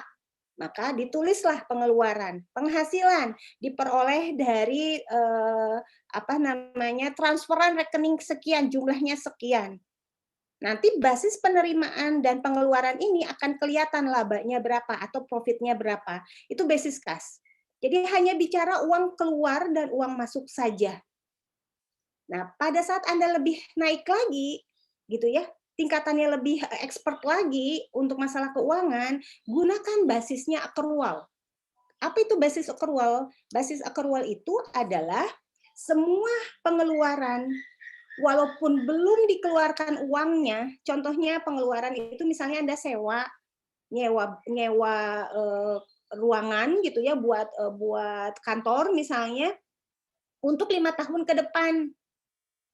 Itu kan Anda bisa bayar duluan atau bisa pakai duluan tergantung kesepakatan. Maka Anda anggap itu sebagai hutang ya. Kalau hutang, selama Anda menggunakan basis kas, Anda tidak pernah mencatat pengeluarannya, kan uangnya belum keluar kalau hutang. Anda mau beli bahan baku, membeli kain, utang dulu udah bager suppliernya, ya si engkoh-engkoh dijamin itu ya di mana? Di Tamim kok dijamin. Di Tamim itu misalnya kasih kelebihan kepada sok ambil aja dulu bahannya. Nanti kalau udah laku bayar ya hutangnya. Kalau menggunakan basisnya kas, Anda langsung nyatet tidak? Tidak. Tapi kalau Anda gunakan basis accrual, Anda catat tuh hutang Anda berapa? Hutang. Kalau hutang itu adalah liabilities, gitu ya, kewajiban Anda. Nah, kalau sudah piutang ada enggak? Kalau Anda gunakan basis kas, Anda tidak pernah mencatat pengeluaran Anda di tahun penerimaan Anda di tahun tersebut pada saat Anda bicaranya adalah piutang. Tetapi kalau accrual, Anda harus catat tuh. Ya, harus dicatat. Misalnya nih Anda jual secara kredit kepada customer, nanti ya Bu bayarnya sebulan kemudian, ya nggak apa-apa, tapi Anda harus catat itu sebagai pendapatan. Nah itu bedanya antara basis kas sama basis accrual. Sehingga proyeksi ke depannya untuk strategis meningkatkan omset jauh lebih mudah menggunakan yang berbasis accrual. Kalau kita bilang orang-orang akuntansi biasanya pakai basis accrual Bu, ya. Nah, sehingga kita harus punya yang namanya catatan atas laporan keuangan, yaitu laporan keuangan rugi laba harus punya, neraca juga punya, dan laporan arus kas harus punya. Bu, kita makan boro-boro, Bu mau mikirin yang namanya bikin akuntansi, udah pusing akuntansi teh Bu, untuk mikirin jualan aja kita mau pusing, banyak aplikasinya. Pakai Excel juga bisa, mudah. Ya, kalau misalnya Anda yakin bahwa Anda bisa semuanya lakukan sendiri, why not gitu. Tetapi kalau nggak sanggup, Bu, mending saya bayar orang, boleh, asalkan sanggup aja bayarnya misalnya. Jadi punya pegawai sendiri, boleh gitu. Tapi alangkah lebih baiknya Anda juga paham ya, walaupun ada pegawainya yang mengerjakan.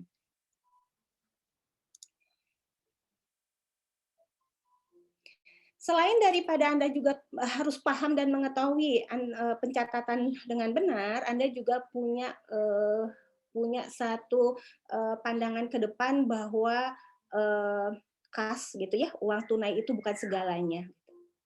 Ya. Bukan segala, maksudnya jangan punya berpikiran bahwa kas itu adalah kalau kita bicara kehidupan yang sifatnya levelnya lebih tinggi, uang adalah segalanya. Itu salah. Tapi kalau jadi bisnismen, uang itu adalah segalanya. Kebalikannya. Jadi cash is king. Actually cash is everything. Kenapa? Kita lebih bisa memanage keuangan secara kas, itu akan jauh lebih bisa liquid yang namanya bisnis daripada kita mengelola persediaan yang banyak.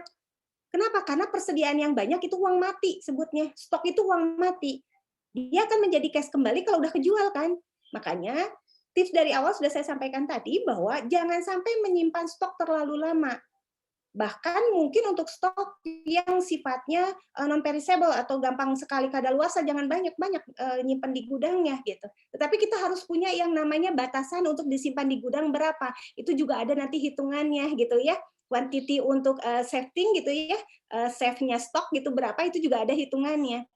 Dan jangan lebih dari itu, karena sulit nanti kalau udah jadi uang mati, sulit banget untuk balik lagi menjadi cash gitu. Nah sekarang Anda harus bisa melakukan manajemen kas. Milikilah rekening khusus untuk menampung semua hasil penjualan. Aduh Bu, beda lagi tuh Bu, beda lagi. Milikilah rekening untuk pengeluaran. Jadi Anda punya dua rekening yang berbeda, antara udah bisnis tadi udah berbeda ya. Membedakan antara bisnis dengan pribadi. Sekarang di dalam bisnis Anda rekeningnya pun berbeda. Ini rekening pengeluaran dengan rekening pendapatan. Berapa rekening Bu? Ya kalau misalnya belum punya rekening pakai amplop deh gitu. Itu pun harus dipisahkan. Pemilik bisnis itu harus mampu, Anda tuh harus mampu untuk memonitor kas masuk itu, mengalokasikannya di rekening penerimaan tadi. Akan kelihatan saldonya penerimaan berapa. Oh tenang, kita masih bisa jualan, kita masih bisa produksi. Nah, pada saat untuk pengeluaran, Anda ambil uang dari penerimaan itu masuk ke rekening pengeluaran untuk biaya-biaya tadi. Ribet tapi akan terbiasa nantinya, gitu ya. Akan lebih tenang nantinya, gitu ya. Nah, selanjutnya adalah Anda selaku pebisnis itu harus mampu memeriksa termin pembayaran penjualan supaya pengelolaan arus kasnya lebih strategik yang lebih cermat. Mudah sih Ibu bilang mah prakteknya itu susah. Enggak, kalau udah biasa mah enggak masalah. Kita punya yang namanya alert nanti ya. Alert, oh ya ini nih ada yang namanya secara strategis bisa mengelola keuangan cermat itu adalah pembayaran piutang sebentar nih. Kita yang punya namanya aging schedule buat inventory atau buat piutang kok inventory.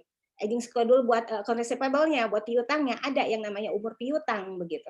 Jangan sampai piutang itu kelamaan nggak ditagih maksudnya. Kan sayang itu tuh jadi uang kas ditagih. Nah, nanti akan jadi uang kas kembali. Ya, jadi kalau Anda gagal di dalam memonitor termin piutang yang tidak terbayar, itu jadi kas macet. Rugi nanti. Ya, udah mah susah cari kas, jadi kasnya macet. Dan makanya hati-hati untuk melakukan penjualan secara kredit. Poin penting yang harus Anda pahami juga Anda harus bisa membedakan antara gaji dengan profit. Kalau Anda adalah pemilik bisnis sekaligus sebagai top manajemen atau CEO di dalam perusahaan, Anda harus bisa memisahkan antara gaji dengan laba. Posisi gitu ya, posisi pemilik bisnis itu dapat diposisikan sebagai pegawai di dalam bisnis tersebut. Direktur misalnya. Direktur itu kan masih pegawai ya. Maka pebisnis akan mendapatkan gaji, komisi, THR maupun bonus. Walaupun jumlah rupiahnya akan jauh berbeda dengan karyawan. Dapat juga posisi pemilik bisnis itu selaku pemilik saham. Jadi nggak ikutan di dalam bisnisnya. Hanya nyimpan uang aja. Jadi dia akan dapat yang namanya profit. Keuntungan bagi hasil. Dan kerugian. Ya nggak enak ya, enak nggak ikutan mikir gitu. Nggak kerja, yang kerja adalah direkturnya. Tapi Anda misalnya, udahlah saya daripada pusing, mending saya nyimpan uang aja. Nah, itu adalah pemilik bisnis yang dianggap sebagai pemegang saham. Kerugiannya adalah Anda harus juga menanggung kerugian. Jadi kalau misalnya usahanya nggak dapat untung, ya jangan minta profit, nggak bisa. Ya kalau rugi gimana? Itu ruginya gitu. Jadi nggak ikutan mengelola atau memanage, tetapi akan menanggung kerugian yang sama pada saat perusahaannya merugi di dalam akhir tahun atau akhir periode. Nah, sekarang saya mau menetapkan diri sebagai apa ya kalau gitu? Enak jadi direktur kali ya di dalam perusahaan itu daripada jadi pemilik aja. Nah, di sini ada pertimbangan. Anda harus bikin pertimbangan terlebih dahulu untuk memposisikan diri sebagai direktur di perusahaan Anda atau selaku pemilik saham. Berarti pertimbangannya Anda akan menetapkan berapa gaji yang akan diterima oleh Anda. Jadi mikir dulu, ini saya mau minta gaji berapa ya, tapi harus realistis dengan kondisi perusahaan. Dan ini masuk ke dalam pos pengeluaran bisnis. Tetapi nanti gaji yang Anda peroleh dari bisnis Anda tadi, karena Anda dianggapnya sebagai pegawai, dalam hal ini adalah direktur, gaji itu adalah penghasilan Anda di keuangan pribadi. Jadi Anda dapat penghasilannya berupa gaji gitu, dari usaha Anda sendiri. Tetapi kalau misalnya enggak, saya nggak mau jadi direktur, nggak usah jadi CEO lah di dalam perusahaan, saya mau jadi komisaris aja lah, pemilik saham misalnya. Maka akan ada pertimbangkan tuh, berapa ya kira-kira laba yang akan saya terima gitu. Nah, di sini berarti Anda harus memahami antara gaji dengan profit. Ini skenarionya. Ya, jadi skenario strategi bisnis pada saat menentukan bagi hasil atau Anda mau menentukan gaji selaku direktur yang juga pemilik bisnis. Awali dengan target omset dulu. Ya, kalau misalnya saya mau dapat laba nih ya, mau dapat laba aja, jadi saya dianggap sebagai pemilik gitu ya, pemegang saham, maka misalnya gini, ditargetkan dulu omsetnya berapa. Sebelum ada penargetan saya mau memposisikan pertimbangannya sebagai pemilik saham, misalnya omsetnya adalah 100 juta. Ditetapkan biaya variabel itu adalah 30% dari omset, yaitu 30 juta. Maka akan dapat margin itu selisihnya sebesar 70 juta. Biaya tetap misalnya dari usaha yang tadi sudah dijelaskan oleh Ibu, berapa sih fixed cost-nya? Nah, itu adalah yang melekat kepada produk sebesar 60 juta. Maka akan dapat laba 10 juta. Nah, kalau Anda punya target gitu ya, perkiraan punya kenaikan biaya tetap 10%, maka nanti biaya tetapnya akan bertambah jadi 66 juta. Dan Anda pun punya target laba 50 juta, maka Anda harus punya omset adalah sebesar 165.714.000 sekian gitu. Ini ada perhitungannya. Caranya begini. Sehingga nanti Anda akan masuk ke dalam biaya tetap 66 juta itu adalah bagian dari gaji Anda. Jadi gaji itu kan masuknya ke biaya tetap ya. Jadi ada kenaikan tadi yang disebutkan perkiraan kenaikan biaya tetap itu 10% itu gaji Anda. Jadi gaji Anda sebulan itu 6 juta di sini. Berarti Anda harus punya target penjualan Anda adalah sebesar 165 juta apabila ingin dapat gaji 6 juta. Nah, sekarang bagaimana kalau untuk pemilik bisnis? Oke deh, saya ingin menerima gaji 20 juta. Maka hitung dari yang kondisi perhitungan omset di sebelumnya ya, sebelumnya Anda memposisikan diri, maka sesudahnya itu Anda harus bisa lihat tuh kira-kira berapa ya omsetnya apabila saya ingin mendapatkan 20 juta. Nah, ini hitungannya bisa dilihat bahwa omsetnya harus 139 juta sekian. Karena labanya jadi ditambahin 20%. laba bertahannya. Nah, ini adalah skenario strategi bisnis Anda ingin memposisikan sebagai penerima gaji di dalam bisnis Anda sendiri atau selaku pemilik saham yang nanti mendapatkan laba. Nah, ini adalah skenario dari strategi bisnis Anda. Ya, cukup sekian karena mungkin waktunya ya, saya dikasih waktu, kalau nggak salah ya, saya kurang 1 jam ya, Mas Hendri ya. Saya tutup dulu, saya serahkan kembali kepada moderator. Terima kasih, mangga Mas Hendri. Baik, jadi teman-teman sudah kita dengarkan pemaparan dari Ibu Siti Rahayu. Jadi intinya untuk membangun bisnis itu adalah komitmen yang tinggi ya teman-teman. Oh ya teman-teman, untuk yang mau bertanya boleh silahkan angkat tangannya terlebih dahulu. Ini ada 7 door prize untuk penanya yang beruntung. Silahkan kalau yang mau barangkali ingin menanyakan tentang bisnisnya.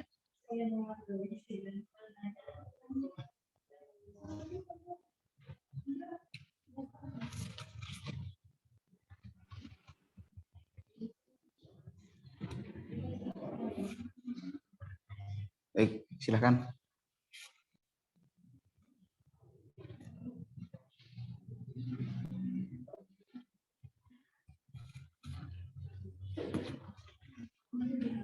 Belum kedengeran ya Mas ya? Masih Belum ada ya Bu ya yang bertanya? Masih ya, udah ada Rise itu Fasa ya, Fasa ada ya, ya, tadi Pak Sayanuar. cuma nggak kedengeran. Ya, terima kasih. Perkenalkan, nama saya Pak Sayanuar. Jadi gini Bu, saya mau bertanya. Jadi kan kita tuh lagi di masa-masa pandemi nih ya. Nah, kita sebagai pelaku usaha yang sudah berwirausaha selama lebih mungkin dari 1 tahun dan ketemu dengan pandemi saat ini, otomatis penjualan maupun omset kita tuh pasti menurun kan. Nah, saya mau bertanya, apakah ada saran terbaik nih untuk menghadapi pandemi? Apakah kita menggunakan dana darurat itu untuk mengembangkan bisnis kita atau digunakan untuk kita banting setir nih Bu untuk ke bisnis yang lain? Sekian, terima kasih Bu. Ya, terima kasih pertanyaannya, Fasa. Ada 2 pilihan, Mas. Ya, 2 pilihan. Yang pertama, dana darurat yang sudah Anda miliki itu gunakan untuk priority utama. Selama Anda tidak punya pegawai, pegawai Anda itu adalah bukan tanggungan Anda. Tapi kalau punya pegawai, berarti utamakan dulu pegawainya. Selamatkan dulu pegawainya gitu. Artinya Anda harus menunaikan tugas kewajiban Anda selaku pemilik usaha ke pegawainya dulu. Tunaikan itu dulu. Setelah selesai urusan dengan pegawai, berarti Anda akan fokus kepada diri Anda sendiri. Biasanya, umumnya, Anda itu harus benar banting setir.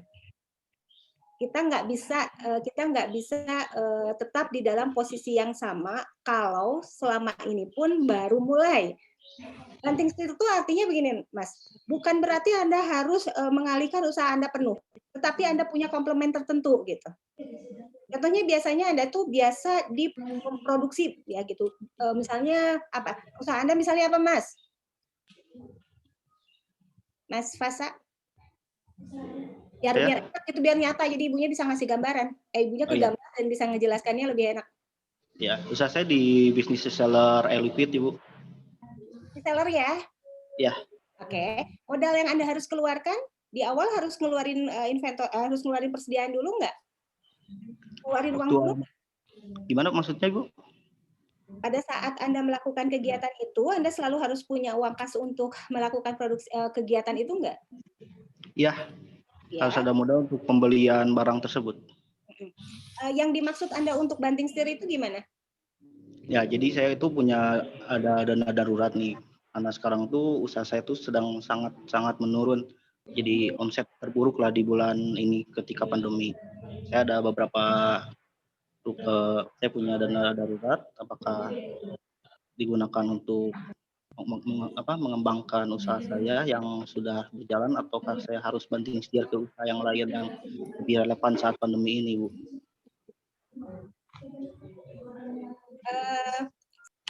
Secara teknis, Anda harus punya pilihan lain. Teknis ya. Kenapa? Karena yang namanya kegiatan usaha satu bidang tertentu dalam kondisi seperti ini, contohnya misalnya produknya tadi yang Ibu kasih contoh, itu adalah pakaian.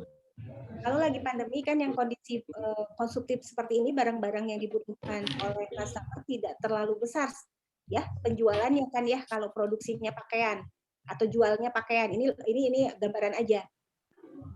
Tidak akan sebesar sebelum pandemi omsetnya. Nah, cara banting setirnya adalah melihat pasar.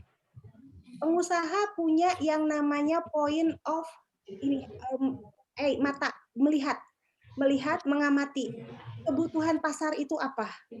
Segala sesuatu itu pasti ada yang namanya plus dan minus. Contohnya, kalau kita lihat dulu kapasitas penggunaan ini yang besar ya, nanti kita akan bayangkan yang kecil. Yang besar itu adalah kebiasaan menggunakan kuota itu terbatas hanya untuk main game. Telepon pun terbatas. Sehingga penghasilan dari pengusaha yang ada di operator atau penyelenggara telekomunikasi standar, biasa-biasa aja. Tapi giliran pandemi, semua orang pakai virtual, semua orang pakai yang namanya media sosial. Artinya kuotanya akan semakin besar, penghasilan penyelenggara jasa layanan telekomunikasi akan semakin besar nggak? Iya. Itu dikondisikan, gitu ya.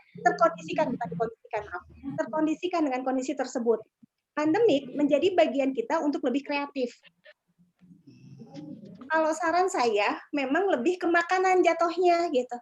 Karena saya juga begitu Mas, sama saat saya punya beberapa kegiatan, punya beberapa poin usaha, itu jadi diversifikasi Mas. Jadi jangan terlalu fokus untuk satu hal gitu. Kondisinya waktu sebelum pandemik, outfit itu lumayan gitu, sangat amat luar biasa gitu. Kenapa? Karena pola konsumsi anak-anak kan mahasiswa milenial itu penampilan ya, karena sering di luar, sering hangout, sering main, betul nggak? Betul. Ya, tetapi sekarang mana iya bisa main gitu, kurang gitu kan, jauh lebih kurang, sehingga untuk menjadi sosialita gitu ya, menjadi sosialita juga jadi berkurang. Apa yang mereka butuhkan? Oh, udah sering di rumah, kemudian sering menghadapi komputer, jadi kira-kira apa ya? Makanan. Kita juga punya gitu. Nah, itu namanya capture kondisi lapangan yang bisa membuat kita selalu berinovasi untuk produk yang akan menjadi bagian dari kita jual. Itu contoh ya Mas ya, saya belum tahu kalau Masnya enaknya di mana nih gitu. Dengan kondisi berarti dana daruratnya berapa nih gitu. Tapi kalau dari produk, ya saran saya adalah diversifikasi produk, bukan berarti ninggalin yang sebelumnya, tetapi minimal untuk kondisi sekarang Anda bisa ngambil posisi yang lain. Baik, produknya apa aja bebas gitu ya, bebas, tergantung dari kondisi Anda sendiri, yang enak yang mana. Selama Anda nggak produksi, Anda kan reseller ya. Kalau reseller kan tinggal milih modalnya aja yang jadi masalah ya. Tapi produknya apa yang mau dipilih adalah kondisi pilihan Anda, benar nggak? Kalau kita bergeraknya di produksi, itu yang repot gitu. Karena itu harus memutar balik yang namanya kalau Ibu punya pabrik, kemudian pindah pabriknya adalah pabrik pakaian, itu mesin jahit mau dikemanain? Kalau saya pindah ke pabrik yang bikin makanan, keripik misalnya, ngalahin keripik Maici misalnya, kan itu pabriknya harus diganti, isinya harus berubah. Nah, kalau reseller mungkin seperti itu Mas. Jadi diversifikasi, mungkin ya diversifikasi dan melihat pasar. Keinginan pasar itu seperti apa? Kalau saya seperti itu Mas gitu. Jadi outfit tidak terlalu kencang tapi masih tetap terus. Tapi pada saat oh ya anak-anak tuh kan senangnya sambil belajar juga ngemil ya gitu kan. Ah itu jadi oh ya udah deh ngemil juga iya gitu ya, snack dan segala macam iya, itu diversifikasi. Karena ngelihat kondisi-kondisi yang seperti ini. Misalnya ada lagi tadi, apakah uang dana darurat itu digunakannya hanya untuk kepentingan memindahkan produk yang harus dijual? Sebenarnya kan nggak gitu juga Mas ya, karena Anda juga punya yang namanya sisa usaha yang kemarin nggak? Kalau masih ada, gunakan itu dulu gitu. Dana darurat itu benar-benar utamakan yang memang menjadi kewajiban Anda, kayak cicilan hutang, itu utamain dulu. Dan satu lagi Mas, ini semua ya buat pengusaha muda. Satu lagi, bukan berarti sukses enggak ya. Artinya begini, mengutamakan orang lain terlebih dahulu itu adalah modal law attraction dalam kehidupan Anda. Jadi kita makan orang lain dulu tadi, yang Anda punya hutang bayar dulu. Kalau memang punya dana darurat misalnya. Senengin dulu orang tua misalnya. Gitu. Ya, itu law attraction banget. Jadi ada sesuatu dari alam semesta yang akan membantu Anda gitu. Dan itu unpredictable. Selalu Ibu sampaikan kepada mahasiswa Ibu ya. Kalau memang pengen sukses dalam kehidupan, sukseskan dulu orang lain. Bukan berarti Anda nggak sukses. Pasti itu akan berefek juga kepada Anda. Luar biasa itu. Artinya, secara teknis mungkin Anda bisa seperti itu. Di sisi lain adalah tingkat spiritual Anda juga ditingkatkan. Di mana kehidupan ada yang namanya jaring rasa sosial gitu ya Mas ya. Sama keyakinan bahwa Anda tetap bisa survive di dalam kondisi pandemik. Kondisi pandemik ini bukan siksaan dari Tuhan. Bukan juga orang-orang bilang ujian ya. Kalau kata Ibu sih bukan ujian. Kita belajar. Belajar apa? Diem di rumah. Belajar apa? Belajar nggak konsumtif. Kan gitu ya, ambil positifnya ya. Belajar nggak jajan banyak. Ya, ambil aja positifnya seperti itu. Karena nggak bisa diapa-apain lagi gitu. Dan itu adalah sebuah kan kepada Anda semua selaku partisipan di sini, anggaplah pandemi ini sebagai anugerah Tuhan terindah. Kita nggak tahu tujuan Tuhan itu apa sih buat kita gitu. Yang pasti itu akan membuat kebaikan buat kita. Udah aja gitu. Jangan dimarahin, COVID juga nggak ngerti gitu ya. Udah marahin kayak apa COVID kan nggak bisa diapa-apain, ya udah terima aja. Nah, penerimaan itu yang jauh lebih besar, lebih kuat, yang bisa menjadikan modal Anda mental lebih kuat. Ya apa ya? Apa itu namanya, normatif mungkin ya, tapi mau gimana lagi, memang harus seperti itu. Wirausaha harus seperti itu. Semangatnya Mas Yasa, Mas siapa Fasa? Sedikit dari Ibu yang bisa Ibu sampaikan ke Fasa, mudah-mudahan Fasa lebih oke lagi nanti pendidikannya. Karena pakai hati ya Mas ya, mau milih produk apa pakai hati deh. Gunakan hati Anda. Kira-kira ini produk apa ya yang akan saya jual untuk kondisi seperti ini. Karena utama feeling ya, feeling. Usaha itu feelingnya harus kuat banget. Dan belajar diasah mulai dari sekarang. Gunakan feeling Anda. Bukan feeling bukan ya. Feeling maksudnya feel target Anda tuh, strategik Anda. Pasti bisa Fasa, Ibu doain, amin. Amin. Terima kasih Ibu. Ya, sama-sama Mas. Angga, Mas Henry. Mungkin untuk pertanyaan selanjutnya ya Bu ya. Ini ada dari Fatika Yusti. Siang Bu, izin bertanya. Berarti untuk strategi peningkatan omset penjualan itu masuknya ke amplop bisnis ya. Tapi saya benar-benar pemula yang belum memiliki keuntungan dari penjualan. Mau nggak mau saya memakai amplop biaya kehidupan pribadi dong. Jadi untuk pemisahannya Bu. Fatika, mulai ya. Jadi bermula dari kita bisa reschedule lagi, restrukturisasi lagi. Kalau ternyata amplop bisnisnya udah kosong, yang ada adalah amplop pribadi, berarti kan restrukturisasi. Perbaiki lagi. Bagi uang kas yang ada ke dalam amplop bisnis tanpa membuat kelemahan di amplop pribadi. Sehingga ini namanya restrukturisasi, dibenerin lagi gitu, bermula lagi.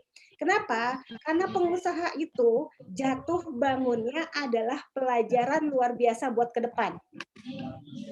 Nggak ada pengalaman yang bisa kita rasakan kalau kita nggak ngerasain jatuh. Jatuh sakit, tapi kan masih bisa jalan. Ya Bu, tapi tertatih-tatih, tapi kan nggak lama.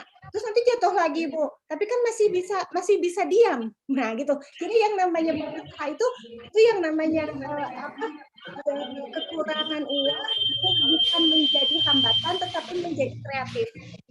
Harus digimanakan. Artinya kalau pertanyaan Anda tadi barusan, mau nggak mau saya harus memakai amplop biaya kehidupan pribadi dong. Ya. Tapi Anda lebih ke restrukturisasi pengelolaan awal lagi, dari awal lagi. Misalnya misalnya amplop kehidupan Anda hanya tinggal 2 juta. Berarti ini dianggap modal bisnis dan pribadi. Apakah mau 50-50 dibaginya, kembalikan lagi ke kebutuhan Anda. Berarti saya harus ngencengin ikat pinggang dong Bu. Ya. Oke deh 50-50, 1 juta buat bisnis, 1 juta lagi buat hidup pribadi. Nah, begitu Neng. Jadi masih untung Anda punya uang di amplop pribadi berarti, karena bisa direstrukturisasi lagi. Karena gini Neng, awal dari kita melakukan bisnis bukan berarti itu adalah harga mati, tetapi adalah langkah dari step berikutnya gitu.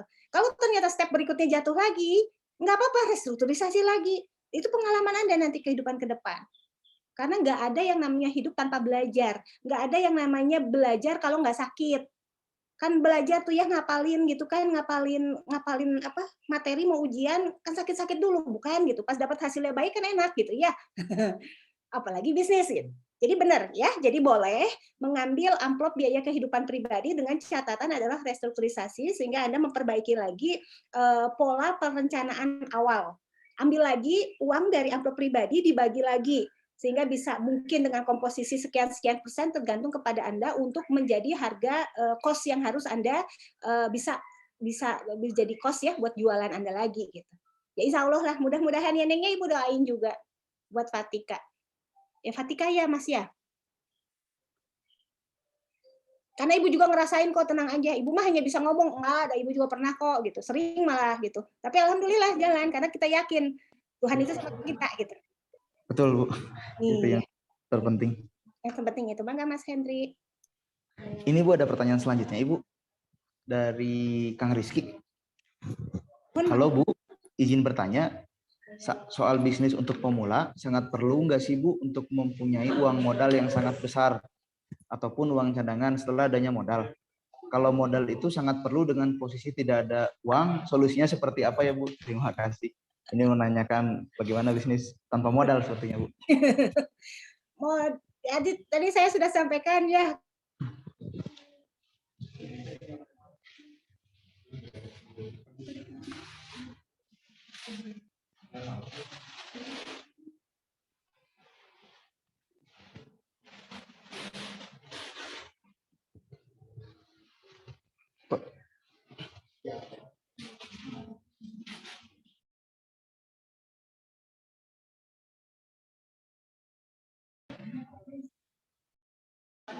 Sebentar ya teman-teman, sepertinya ada kendala koneksi. Kita tunggu sebentar lagi.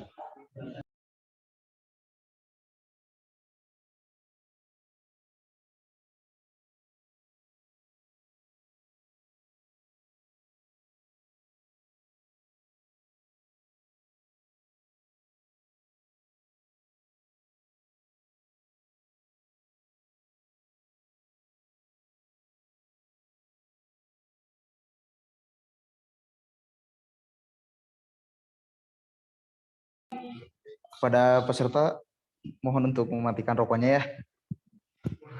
Jadi maaf, dikondisikan.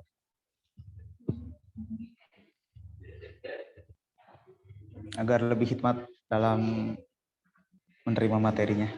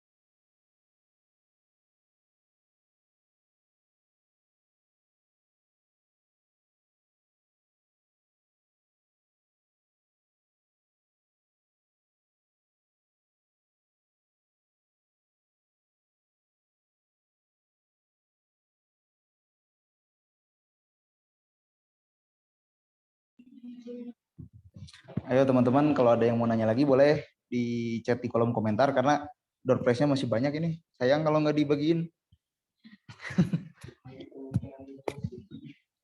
Ibunya udah ada lagi ya? Maaf, wifi-nya. Oh iya Ibu. Tidak apa-apa, silakan Ibu. Maaf. Mau dibacakan lagi pertanyaannya Ibu? Enggak. Pokoknya udah. Ini kan ya masih nyambung sama yang tadi ya. Masih Ibu. Intinya lebih ke kalau Anda itu nggak punya modal, tapi pengen usaha, saya sampaikan modal itu dalam uang mungkin bukan segalanya. Tadi sempat saya sampaikan begitu, karena uang kan memang utama ya. Maaf, saya panik tadi. Hanya butuh uang. Wifi. Carilah produk yang kita bisa ambil barangnya di awal. Kalau memang nggak punya modal sama sekali, banyak kok gitu ya yang seperti itu gitu. Itu pilihannya. Kalau nggak punya modal gimana? Nah, sekarang kalau pengusaha, kalau kita bicara ideal, biasanya pengusaha itu punya yang namanya malaikat bisnis. Mungkin skala Anda, malaikat bisnis Anda adalah orang tua. Ya, sahabat, teman. Nama malaikat bisnis itu siapa sih? Temukan malaikat bisnis Anda. Siapakah dia? Nah, umumnya orang tua, umumnya teman. Nah, jumlahnya berapa, Bu, kira-kira yang harus dibutuhkan? Tidak bisa kita menentukan jumlah sekian, tetapi yang kita tetapkan adalah berapa biaya untuk cost-nya itu tadi, beli barang itu berapa, itulah yang dijadikan modal awal. Kalau misalnya pengen usaha makanan, berapa sih biaya bahan bakunya, berapa sih biaya masaknya, kemasannya, nah itu adalah modal Anda. Hitung harga pokok produksi adalah harga pokok produksi adalah modal awal Anda. Tergantung dari jumlah yang akan Anda jual.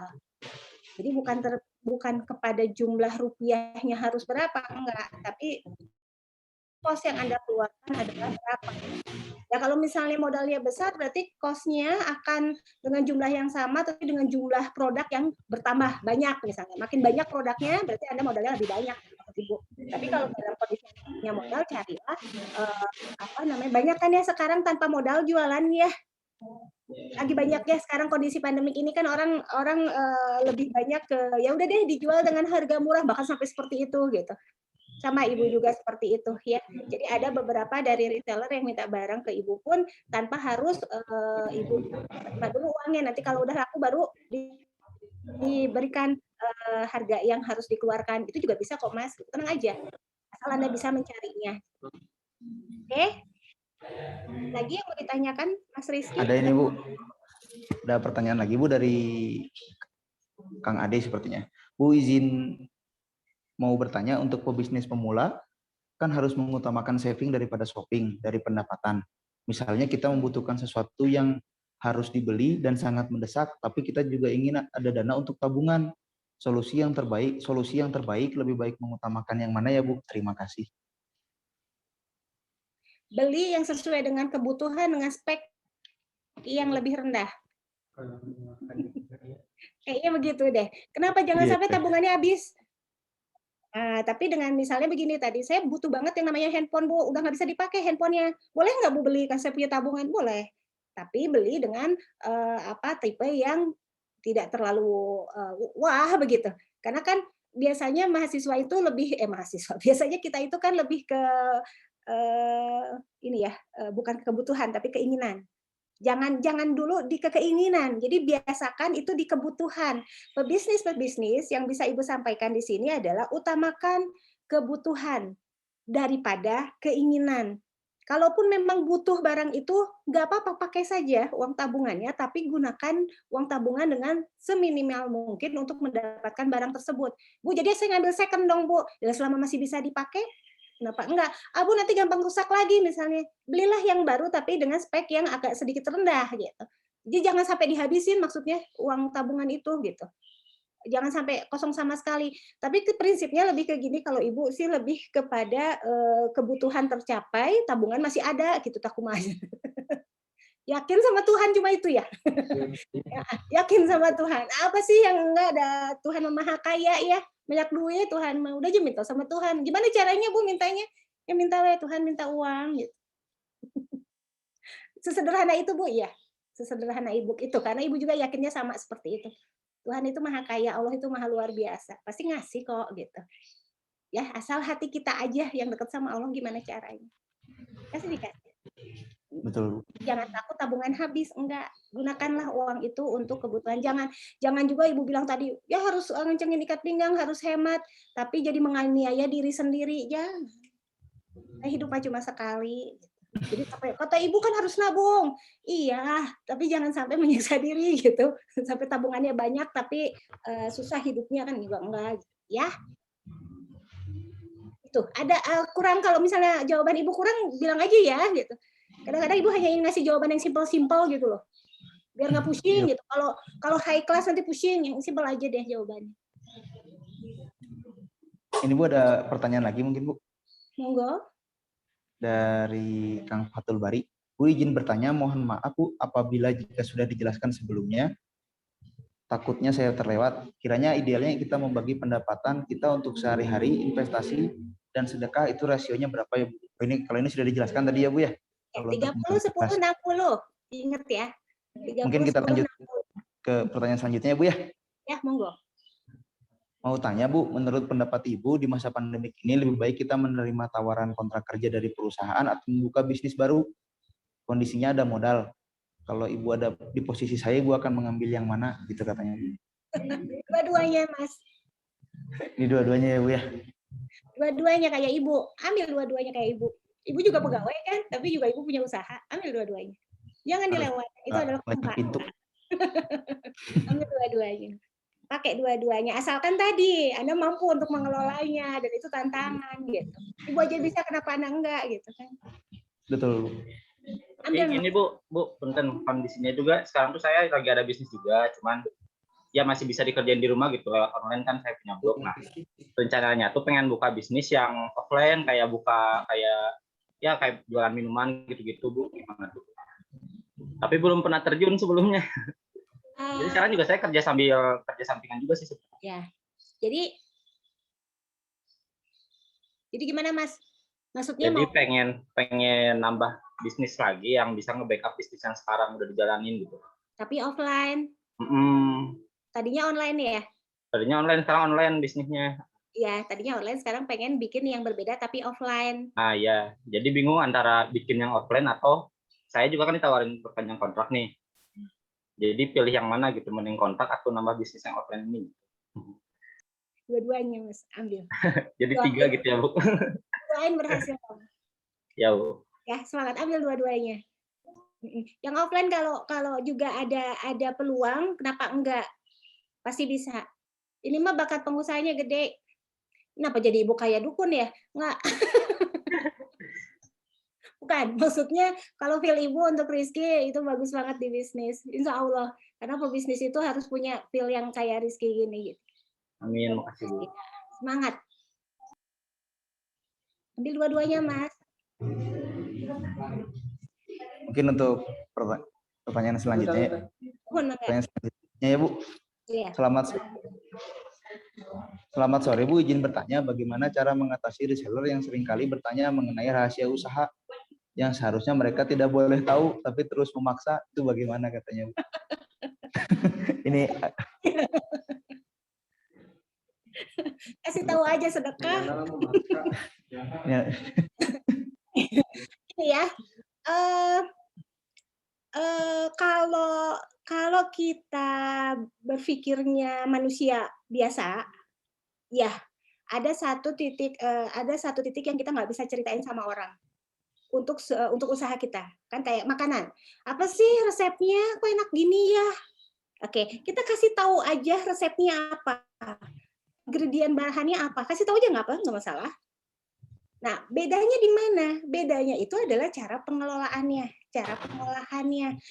Keripik A dengan keripik B, walaupun bahannya sama, kan sama-sama bahannya singkong, tapi nguleknya kan beda. Nguleknya ke kiri, nguleknya ke kanan. Itu apa namanya? Apa sih gambaran ya? Analoginya maksud Ibu. Jadi kalau faktor X itu. Jadi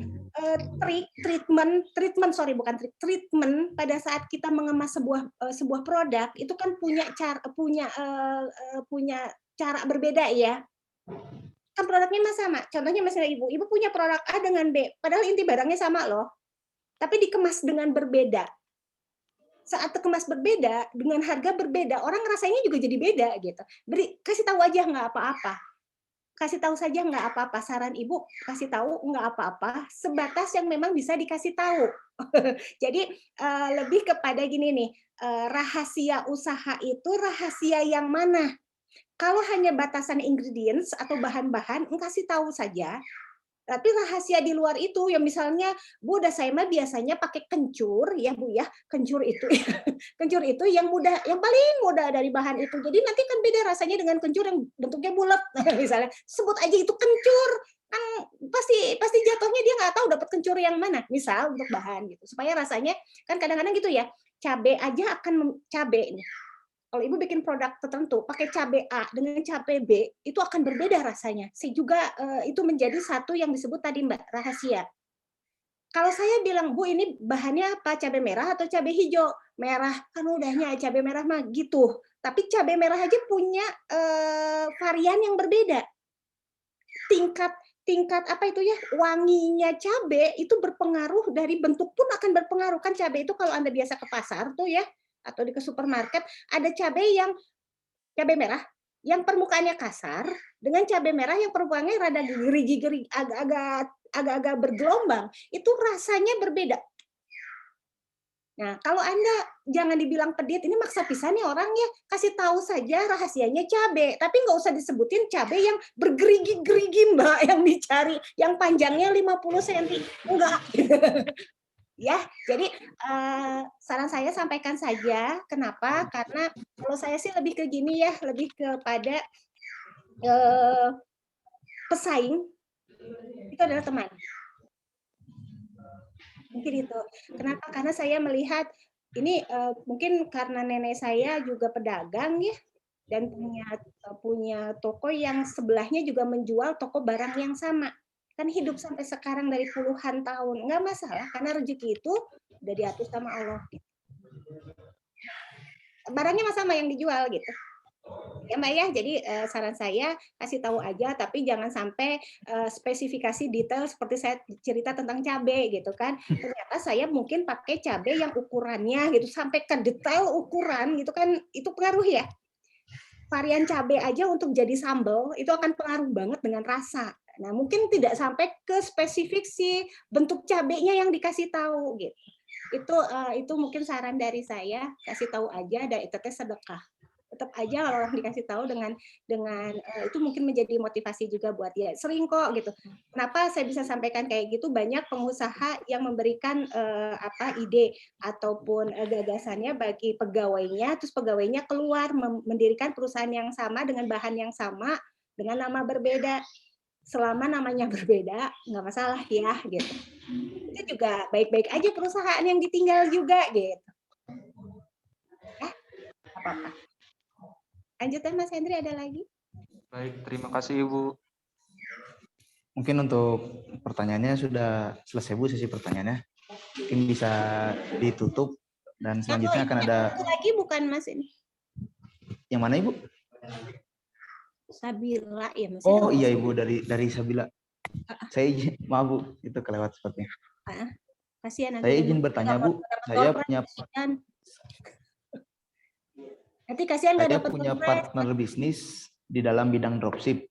Nah kebetulan niatnya ingin mengembangkan usaha tersebut jadi reseller, tetapi kita butuh uang untuk keseharian. Menurut Ibu lebih baik bagi profitnya dipakai untuk mengembangkan bisnis tersebut atau lebih baik di sharing profit terlebih dahulu? Jadi memiliki keinginan untuk menjadikan dari dropship itu menjadi reseller gitu Bu. Lebih baik profitnya dipakai untuk mengembangkan. Atau share profit kemana ya Mbak ya? Mungkin pembagian profit mungkin Bu. Tapi ya, atau ada bisa bilang kan punya partner bisnis gitu Bu dalam bidang dropship.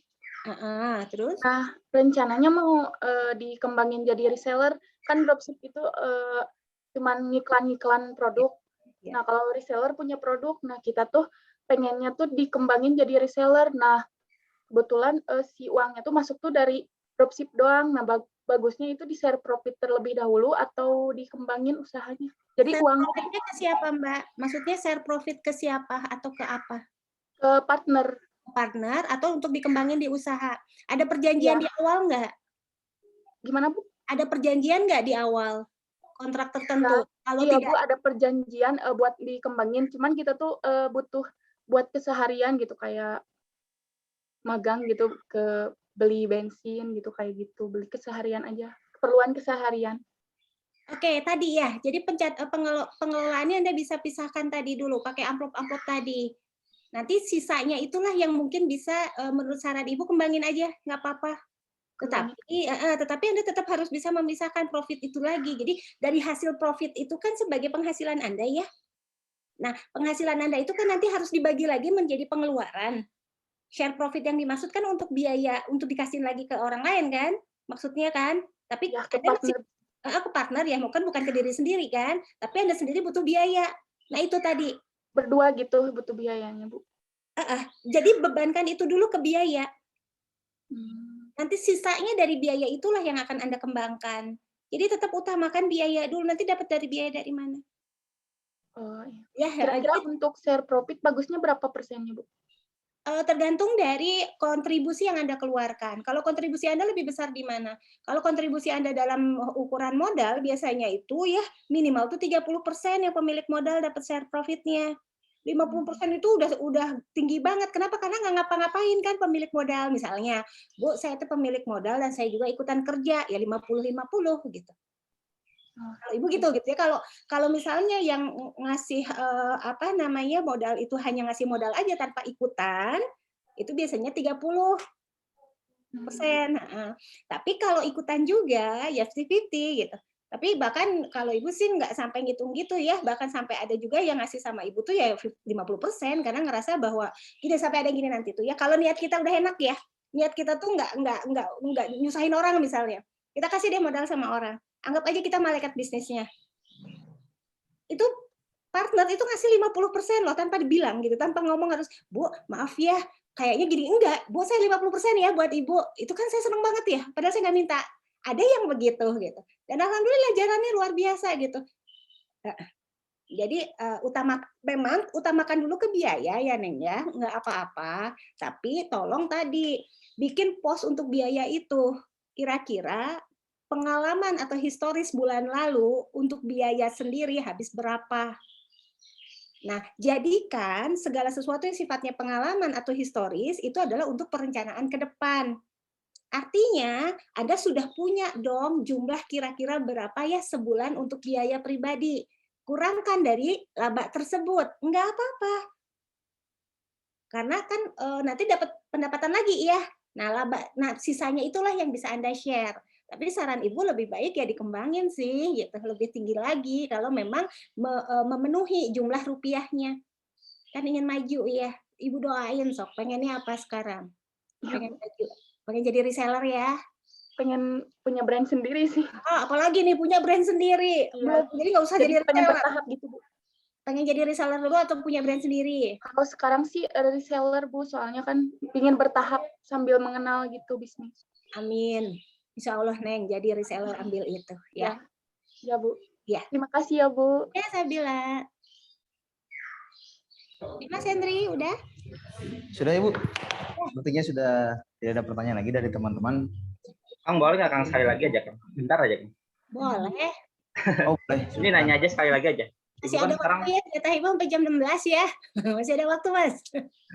Bentar aja, Bu. Silakan. Enggak, ini Ibu bicara sama Mas Hendri. Mangga, Mas Rizky. Ibu kan sekarang kerja sambil usaha nih, Bu. Nah, Ibu ada keinginan nggak sih buat nanti misalnya target Ibu bakal keluar kerja, terus fokus ke usaha Ibu sekarang, dan kira-kira kapan tuh Bu waktunya kalau misalnya ada target seperti itu?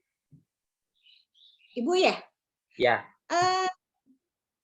Kalau untuk gini, kalau kerja itu untuk seneng. Ya mungkin setiap orang berbeda, tapi kalau Ibu menjadi pegawai itu untuk senengnya. Karena itu gini, jadi kita butuh yang namanya lingkungan yang berbeda. Kenapa? Karena lingkungan yang berbeda itu menjadi motivasi dan kreativitas kita semakin tinggi pada saat kita menggerakkan di bisnis. Jadi kenapa Ibu seneng gitu di dua jalan ini? Dan kalau ditanyakan kapan Ibu akan berhenti untuk bekerja, Ibu kalau udah di pensiun, Ibu pensiun. Kalau pensiun. Nah, kalau dibilang apakah usaha Ibu ini menjadi bagian utama dalam kehidupan Ibu, mulanya tidak. Mulanya iseng. Gitu ya. Jadi memang utamanya dari kerja dulu, jadi pegawai dulu memang. Tapi karena gitu ya, karena merasa bahwa ada sesuatu yang berbeda gitu. Kita tuh bisa ngatur orang gitu loh. Kalau jadi pegawai kan diatur ya. Tapi senang juga diatur gitu karena merasa memberikan sesuatu. Karena kalau jadi pegawai itu kan memberi sesuatu, menghasilkan sesuatu. Kalau jadi bisnismen kan menghasilkan sesuatu. Nah itu mungkin yang Ibu suka gitu, yang Ibu senang. Dan nggak bisa jadiin, Ibu lebih senang yang mana, semuanya plus minus. emang jauh lebih mentalnya lebih kuat di mana Mas Rizky di bisnis ya, mental itu lebih tinggi, tapi disitulah kita akan bisa menjadi jauh lebih baik gitu di pegawai. Jadi gini, kelebihan kita di pegawai itu lebih safety, tapi kita bisa banyak belajar dari perusahaan besar. Kita bisa banyak belajar dari ilmu-ilmu yang kita tidak pernah bisa tiba-tiba miliki tanpa kita harus nyemplung dulu ke situ. Walaupun Ibu jauh banget nih antara bisnis dengan pekerjaan dosen, bisnisnya bukan gitu kan. Tapi ternyata gitu ya, ternyata Ibu kan juga ada nih usaha jasa yang lain bukan dari pegawai, itu tuh karena punya banyak pengalaman dari tempat kerja. Mungkin itu kenapa Ibu bilang sama Rizky ambil dua-duanya. Ibu aja bisa, kenapa Rizky enggak gitu. Kan Ibu mau lebih tua gitu. Ya Mas Rizky. Jadi kembali lagi karena memang senang dan banyak pengalaman yang bisa memperkaya inovasi kita di produk dan di jasa yang kita ambil di bisnis. Ya, cuma waktu tidurnya jadi berkurang, cuma gitu. Orang mah bisa tidur jam 9 malam, Ibu mah nggak bisa, pasti jam 1 gitu. Jam 1 malam baru bisa tidur gitu aja. Karena waktunya habis dibagi 2 pemikiran. Rizky. Ya, Bu, Semangat. makasih, Bu.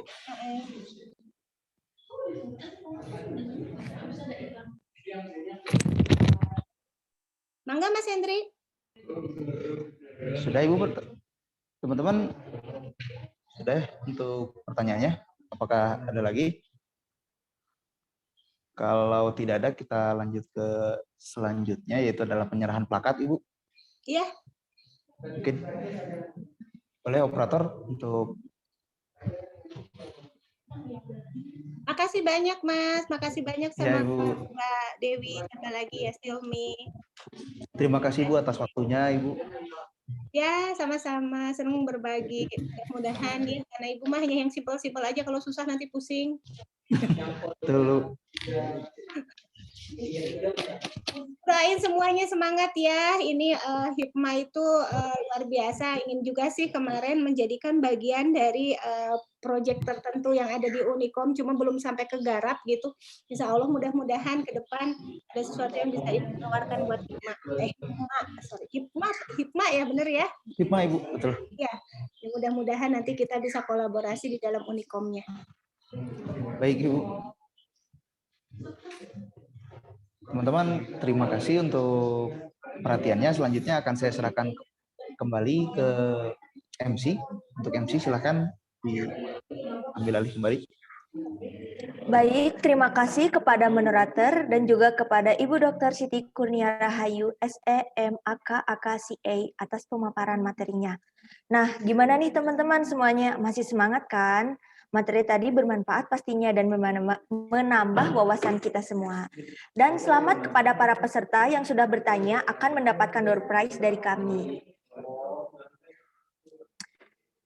Tidak terasa kita akan menuju penghujung acara.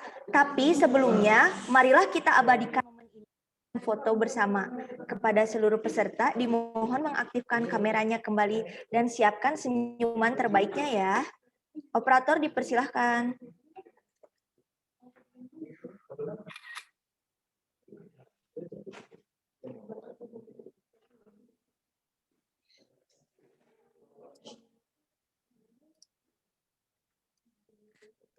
Terima kasih kepada operator. Acara demi acara sudah kita lalui bersama. Saya Dewi Ratna selaku pembawa acara. Mohon maaf apabila ada tutur kata yang salah dan kurang berkenan.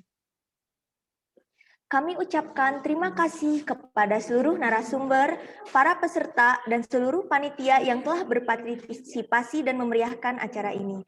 Tak lupa kami ucapkan terima kasih kepada Ines Kosmetik yang telah menjadi sponsor EdoFest, dan juga kami ucapkan terima kasih kepada seluruh media partner yang telah mendukung acara ini. Marilah kita tutup acara pada hari ini dengan mengucapkan Alhamdulillahirabbil alamin. Saya Dewi Ratna Pramudia, mohon pamit undur diri. Wassalamualaikum warahmatullahi wabarakatuh. Waalaikumsalam warahmatullahi wabarakatuh. Neng izin ya, live ya, Neng. Makasih. Ya, Ibu, terima kasih kembali.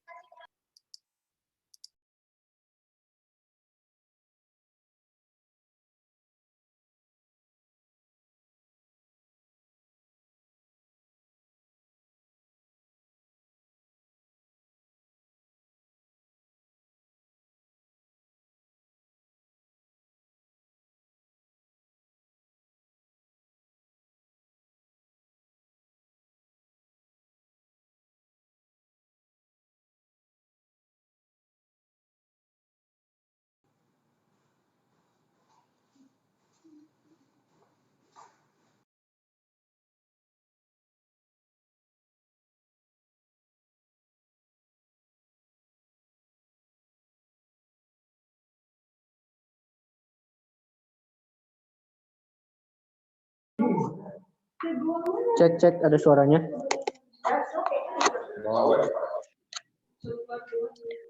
Terima kasih Pendiku. Oke, kita evaluasi dulu ya. Masih ada ini kan? Oh, di ini aja.